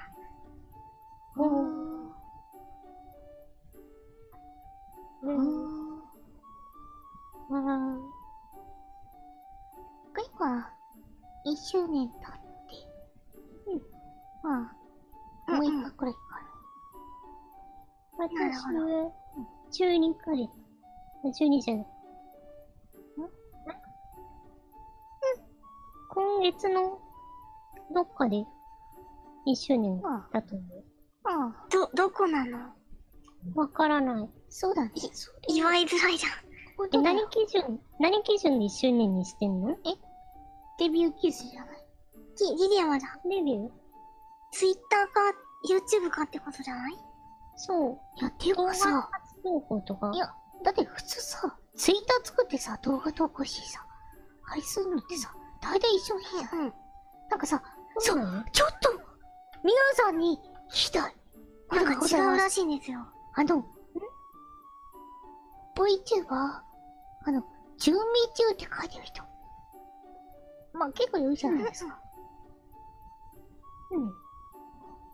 そうだね。カニゴはさ、そう、準備中って期間がなかったんですよ。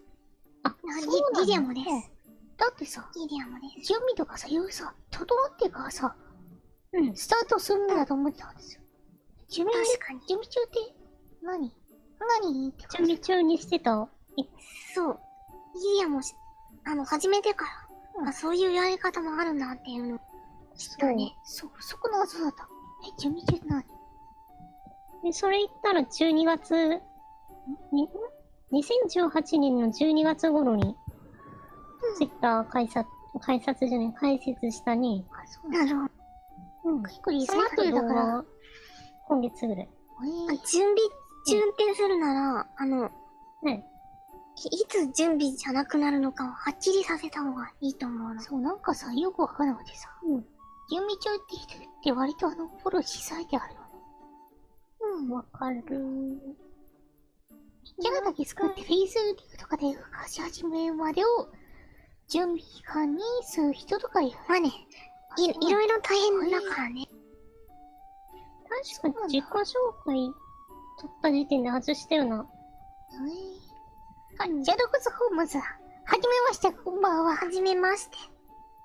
リーヤです。さあ、ライダースパラダさん言いますね。言いますね。準備中はなんか言い方悪いけど、予防線を張るイメージ。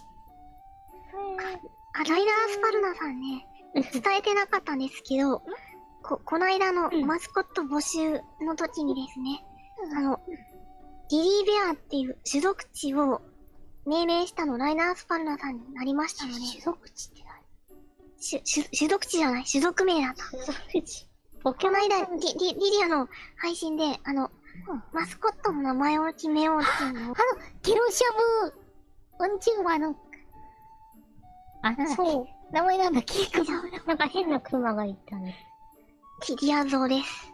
いや、通称そうですね。リアちゃんちゃおかし通称、リアゾーなんだけど、い。いや、もうちょっと可愛いのは。本名は、孝太郎左衛門之助って言うんですよ。孝太郎左衛門之助。そう。本名かっこいい。すごいな、あれは。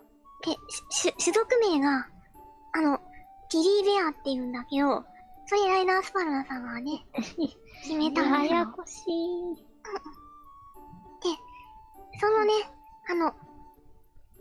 名前の募集は事前にやってたんですけど、はいはい。その、うん決定の時の配信にライナースパルナさんいらっしゃらなかったので、今伝えられてよかった。なるほど、なるほど。それいいタイミングで言いました。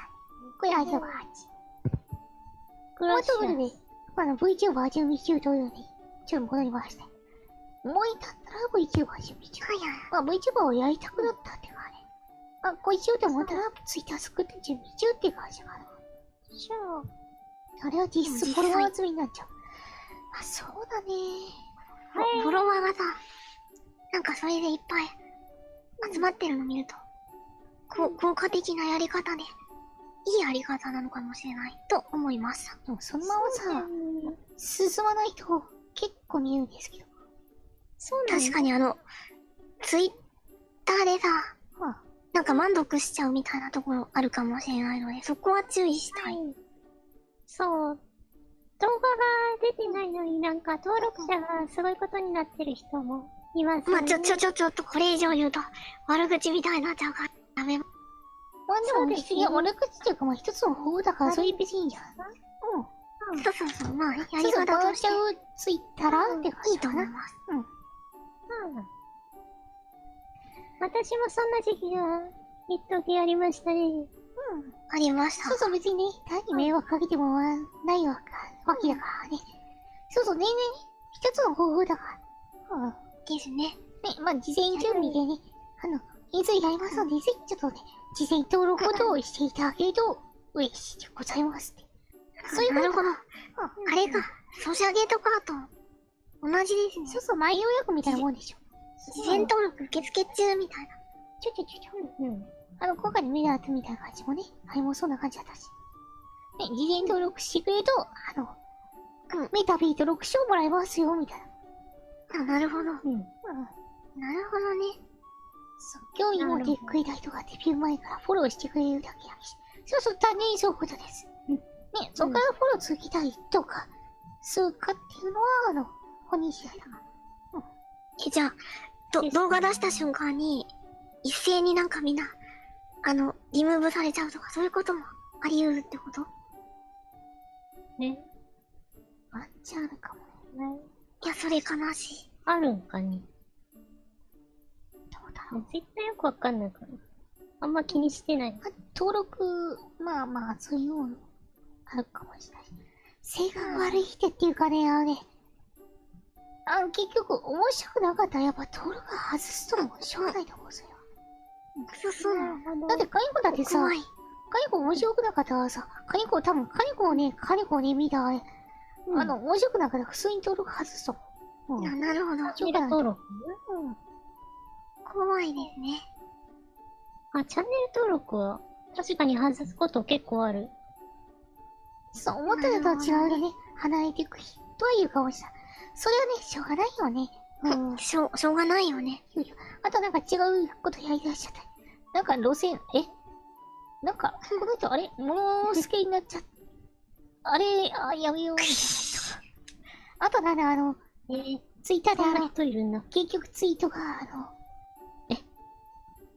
なんかこの人やめすぎじゃないとか、ネガティブなこと言いすぎて、ちょっと無理かも。やめとこう。っていうのはやっぱり、あるみたい。結構ね、なるほどね。登録してくれた人で、そういうね、残念がってね、外すって人はやっぱいるんだよね。なるほど。しょうがないよね。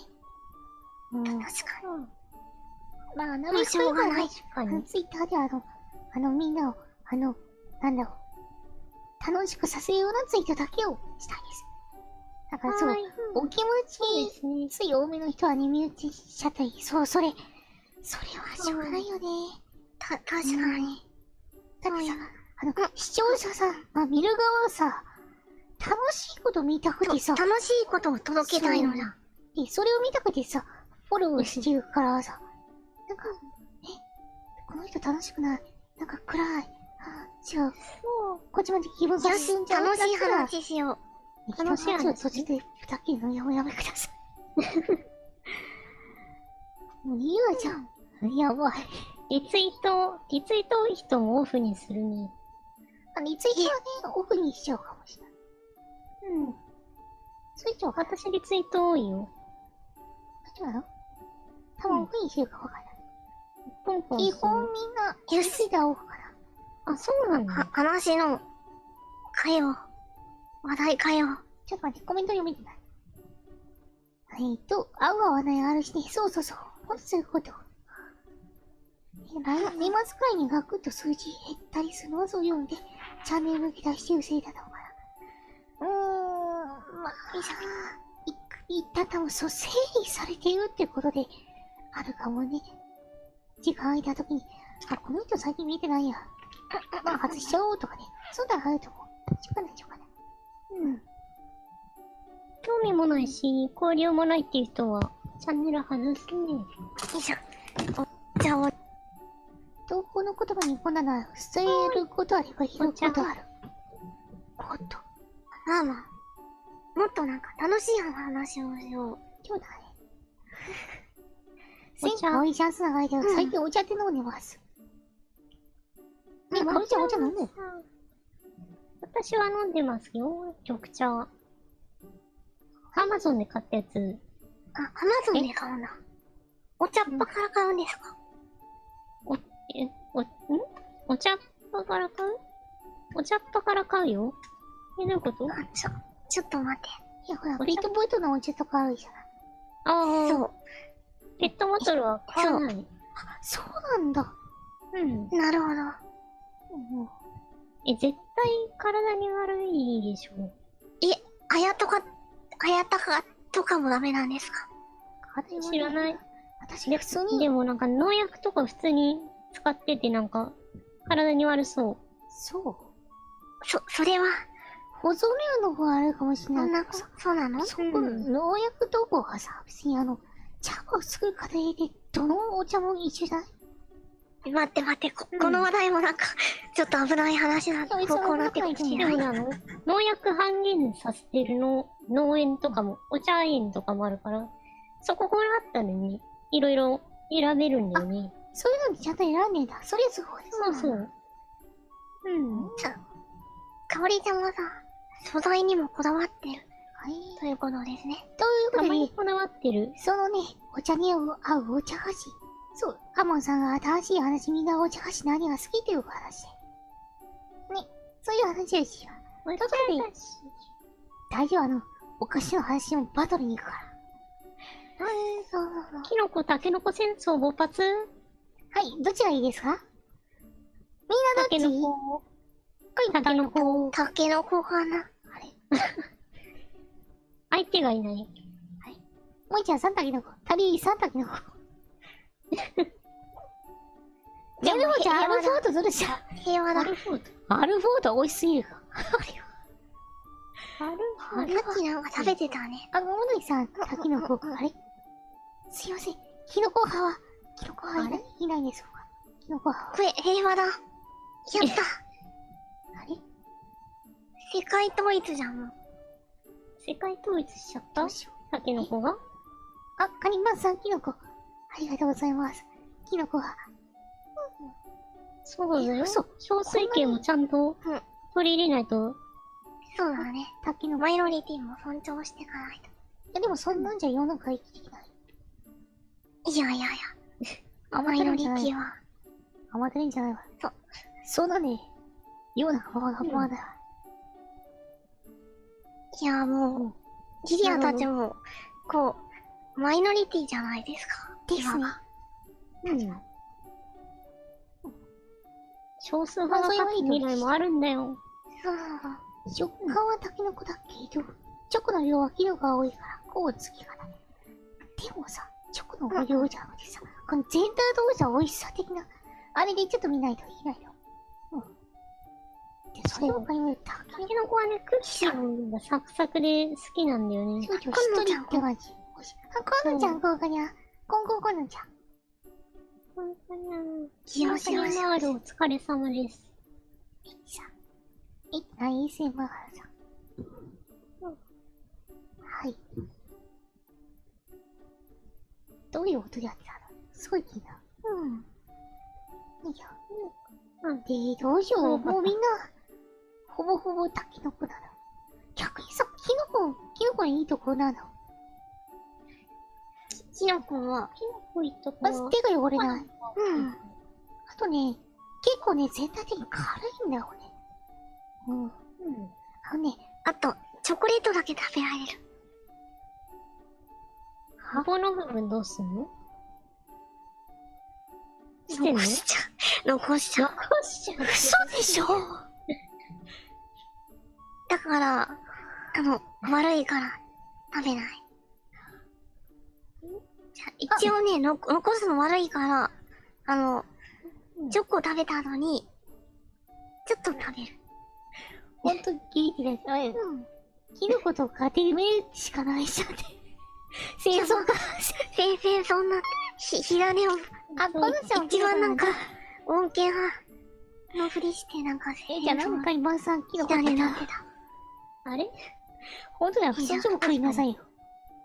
光リア、これもうもはやさ、あなた貼り付けだよ、貼り付け。貼り付け、ここもだよ。貼り付けだ。キノコに貼り付けする。これはもう、キノコの棒に貼り付け。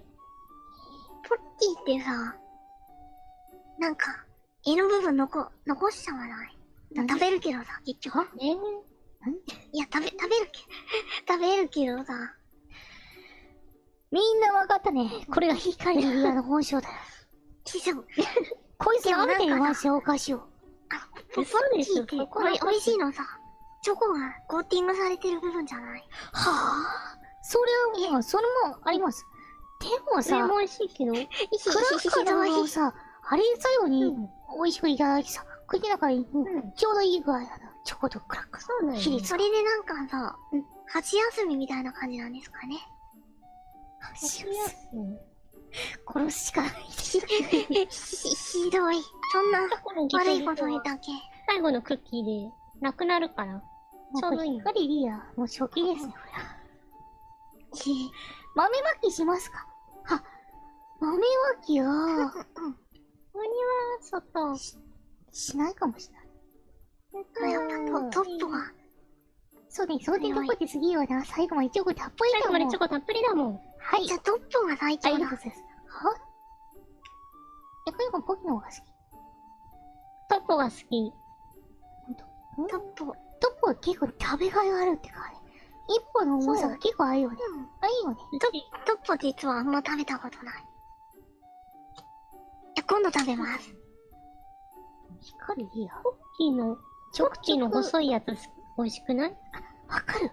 細いの美味しいよね、あれ。ポッキー細いやつ。細いやつをさ、何本かまとめてザクザク食べる方法とか。あれ好もったいなくね？せっかく細いやつを買ったのに。き。そういうのもありってまとめて食べちゃう。細いのをちょびちょび食べるのね。そう。ちょびちょび食べるのがね、良い。そう、食感すごいいいよね。はい、チョコとかアルフォートなんだが。そう、アルフォートさ、マジ美味しいよね。神のお菓子だよ。リアシ別に喧嘩売ってないよ。ね、リアじゃ何がとさ、いろんなとこに。結構お菓子はある程度肯定派でいくけどさ。光リアさん結構今回いろいろぶっこねよ。そうだね。そっか絵の部分食べないとか。やばすぎない。いや、食べないわけじゃないけど、あ、食べないの？食べるのめんどくさいなと思っちゃわない？ああ、すいませんね。めんどくさい。みんな今も聞いとれ。めんどくさい。光リアの。いや、だってさ、いや、ちょっと聞いてください、じゃあ。ちょっと聞いてください。だってこう、美味しいじゃん。チョコついてる部分が。めっちゃ美味しい。わかで、あ、ここも食べなきゃいけないのかなみたいに。ならないならない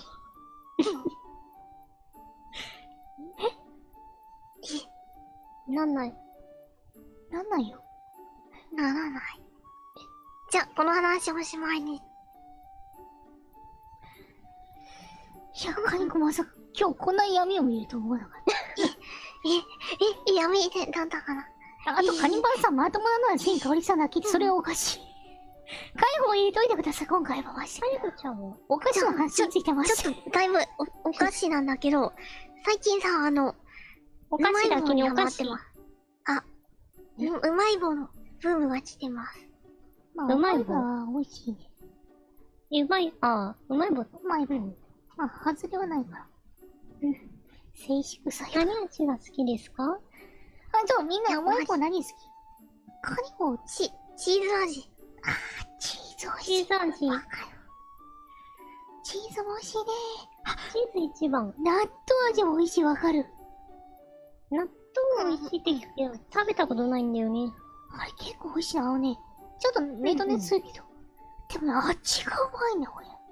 カモドキさんのたこ焼きわかる。たこ焼きの味が濃くて美味しいよね。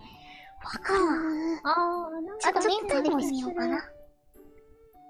これこそ納豆やな。そう、納豆美味しいんだよ。そうなんだ。うまい棒のプレミアムもある。プレミアムってカニコ食べたことないかもしれない。高いのうまいもん。そう。わかんない。あ、カニバンさん。うまい棒400本買った VTuber あるよらしい。400別に400でも4000円だ。ガチャより安いじゃん。ガチャ今一瞬闇を見た。また言っちゃいました。あ、ボリちゃん、ここにはサラダ味好き。あ、サラダ味さ、あれいる。普通に美味しいよね、あれ。サラダ味食べたことないかも。サラ、あれ。なんかも、サラダ食べたことあるような、ないような。あった。白か黄色だ。どっちだったかな。黄色っていうか、コーンポタージュもいいよ黄色ね。コーンポタージュ美味しい。コーンポタージュはやっぱ美味しいよね。わかる。粉がさ、わかる。ペロって食べただけいっちゃうもん。どういうこと？それちょっとやばくないですか？ペロンマーって味。ハッピーサーの粉と一緒だよ。そういう、それなりにやばい。でも、ハッピーターンの粉よりね、コーンポタージュの味、好きなんだよね。そう、チョコバットもどきのさ、なんかチョコのさ、うまいものなんかだっけあるよね。あるよね。そう。ちょっとなんか細甘いやつあるんだ。チョコついやつ。知らん。うまい棒は、うまいよ、ほんと。で、なんかさ、駄菓子菓子さ、この食べ合わせみたいなお話やったよね。駄菓子菓子で。だからしかして。そう。なんか、やな。アニメ一期は見たけど。そう、一気でやってた。一気の最初ではほんとやってた。うまい。なるほど。組み合わせみたいなやつ。3種類何か合わせて。ちょっとだけ見たわ。ほんと海外オープニング結構好き。エンディングも好き。まあ、そういう相手。エンディングね。ちょっと自虐的なやつね。カロリークイーンっていう。ああ、はい。カロリークイーンって。にゃにゃにゃにゃにゃにゃにゃにゃにゃってやつ。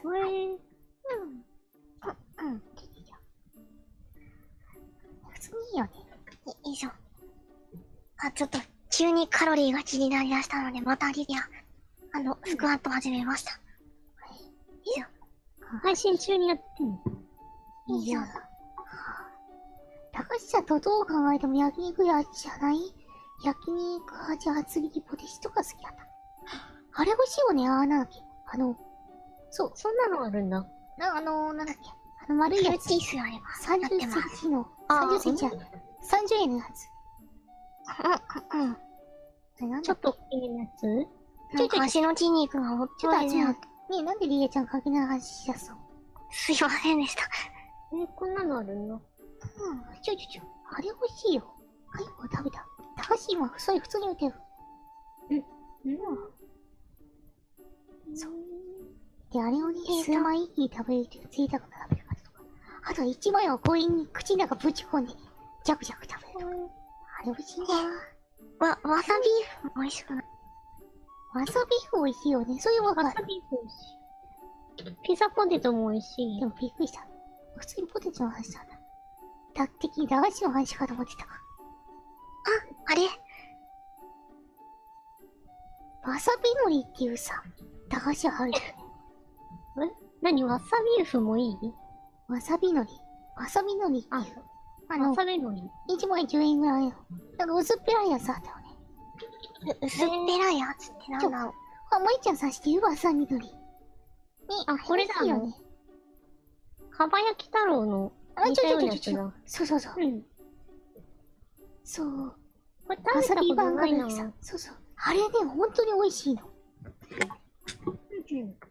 なんか、ちょっと疲れたから。私はね、お友達がね、めっちゃくちゃ好きなんですよ。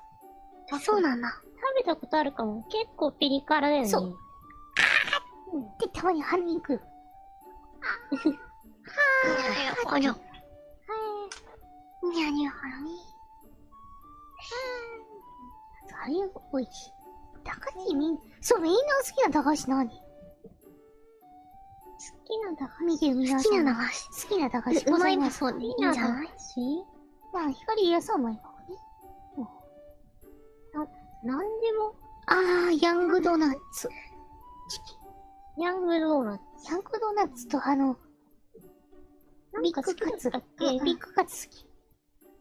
たまにそのきなこ棒ってなかなか渋いよ。きなこ棒美味しいよね。きなこ棒。なんか聞いたことあるね。きなこ棒。スーパーとかでも置いてあるよ。置いてある一応。駄菓子コーナー。普通に1本30円。何十円？ビッグカツ美味しいよね。コンビニ限定でわさビーフ無双というのがあるらしい。わさビーフ無双？そんなのあるんだ。すごいつんできそう。わさビーフ無双。ビーフジャーキーは罪の味よ。ビーフジャーキーはビーフジャーキーね。罪の味。ハロー。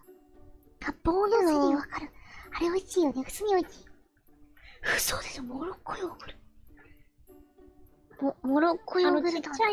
ちっちゃいのに入ってるやつ。なんか、小麦粉と油煮たくてよな、なんかよくわからない。やつ。絶対ヨーグルト。ブルガリアヨーグルトなの。いや、それブルガリアヨーグルト全然別物でしょ。ミルクケーキという歯の凹凸にくっつく甘くて美味しいよ。ミルクケーキなんだかな。ちょっと調べてみて。初耳かも。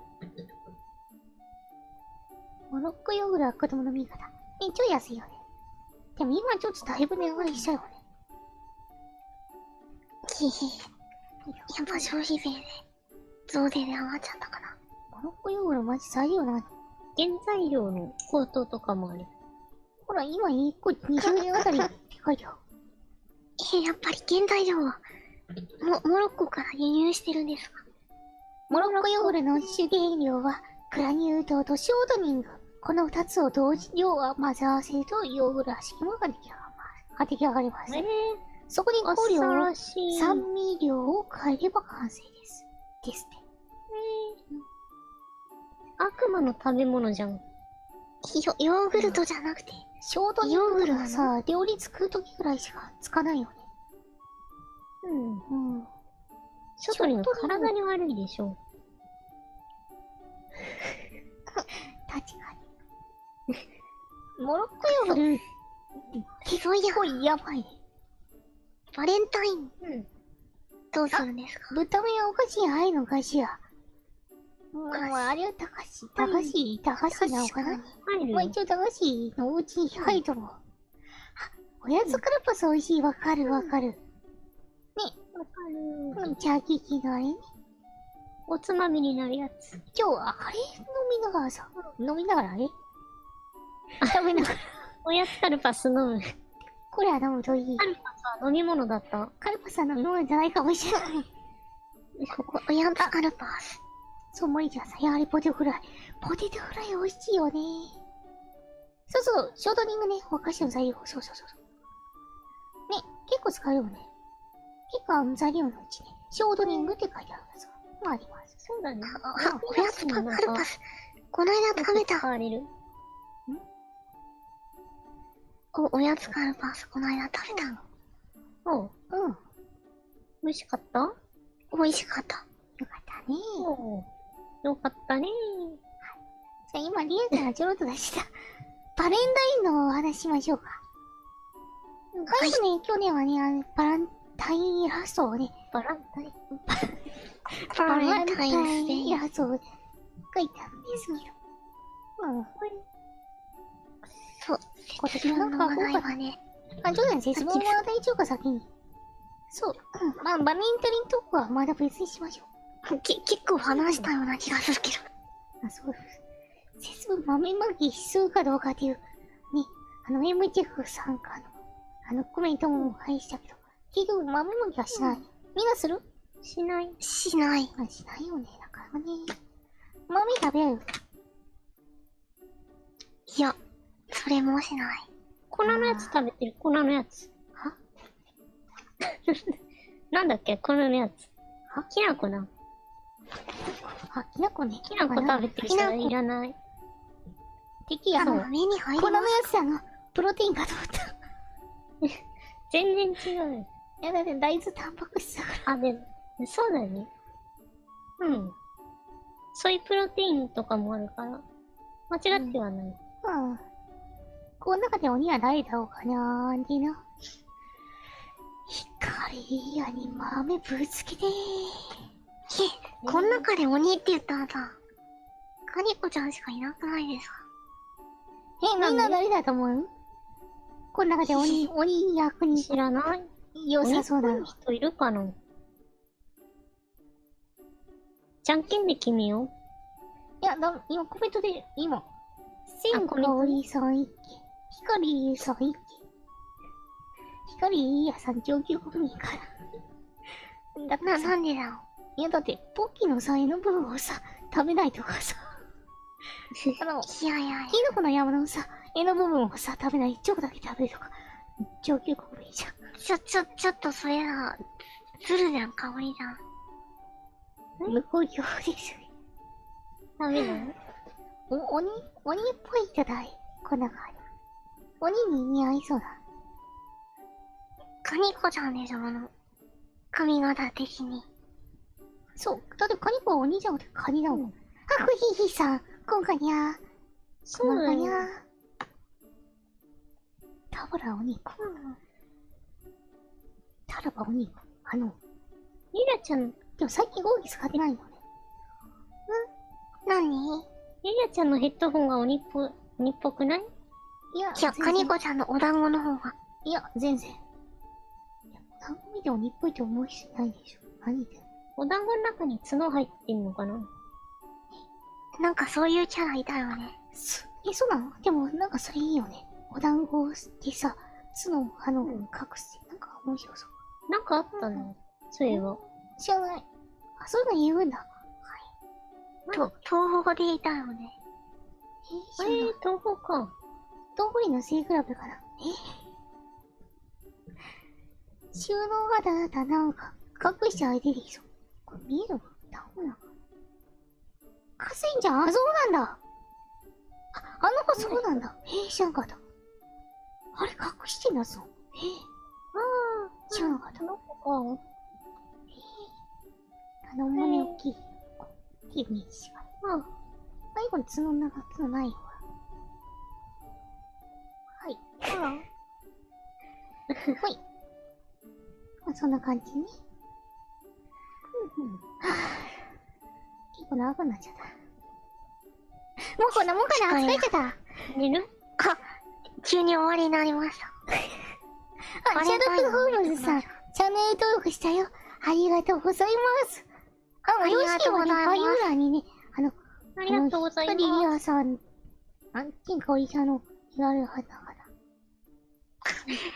今日なんでツインテールの日なの？ 2月2日の22だから。ツインテール協会が制定した。しょうがない。適当だこと。ちなみに2月1日はプリキュアの日なんだもん。あ、そう。2人で1人だから。うーん。という理由で。誰も興味ないんですけど。あと、初代プリキュアの放送日が2月1日だった。あ、そうなんだ。それはふーんって感じ。そうそう。ふーん。まあ、どっちにしてもふーんって感じ。ふーん。ふーんって。あ、ププリキュア今日2月から始まるかアプリ配信しないよ。今からさすがにしない。急な温度差に草。ね、もうなるほどねって感じが感じないよね。ら。にゃー。うんって感じ。あとね、皆さん、すいません。突然で申し訳ないんですけど、もしね、なんだっけ。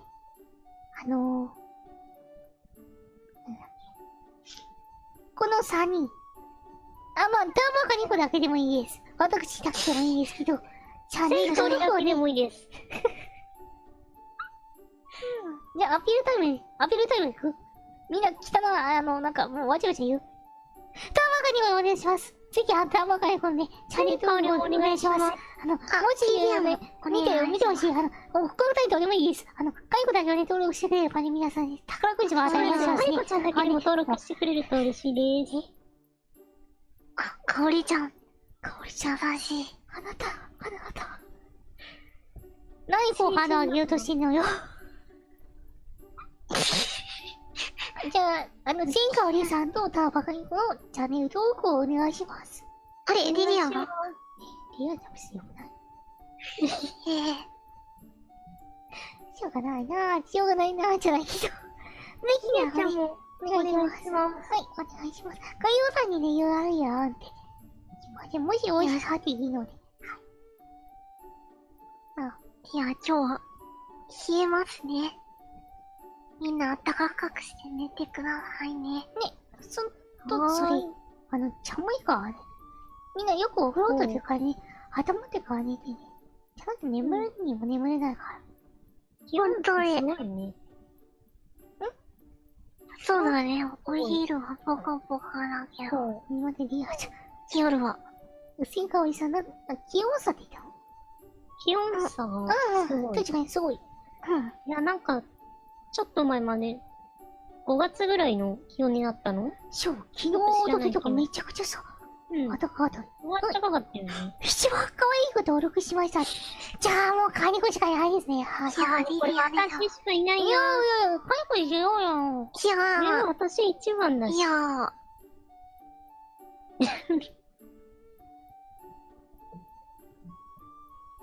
ごめん、言うほどカニコ自信ないんだ。じゃあ私もいいです。カニコいや、カニコちゃんかな、やっぱり。可愛いそうだと思う。かおりちゃんかな。自信ないから、じゃあリリリアアさんでいいよ。ちゃんかな。じゃあリアさんどうぞ。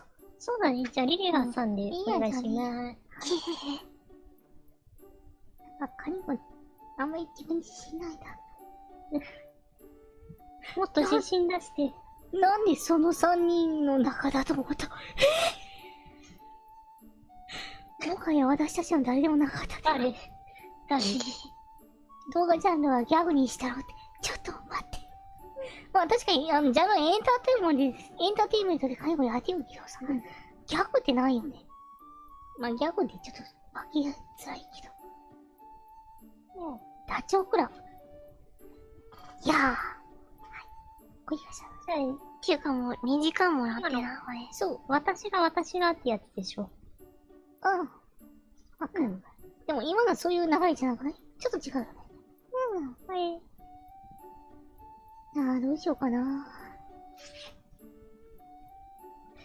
じゃあ、しょうがないから私やるよ、みたいな。そういう感じだ。さん。リアちゃんね、おやすみ、バイバイ。リリアちゃんおやすみ。ひはおやすみなさいって言ったの。かおりちゃんな。言ってないよ。おやすみ。まあいいや。ということで皆さんにましょうか。すいません、皆さんこんな時間までね。おやすみ。一緒に、お付き合いいただいて、もう、視聴者の皆様、で、本当に来てくれて、すいません。方々、本当、ありがとうございましたありがとう。ございます。ありがとうございます。暇ないね。もうさ、喋るとさ、光や変なタイミングで喋るからさ、ちょっと待って、話を聞けってな。さっきもさ、なんか、喋りすぎかもしれない。トークで話してるのにさ、マジ関係ない話、めっちゃするから。どうすればいいの？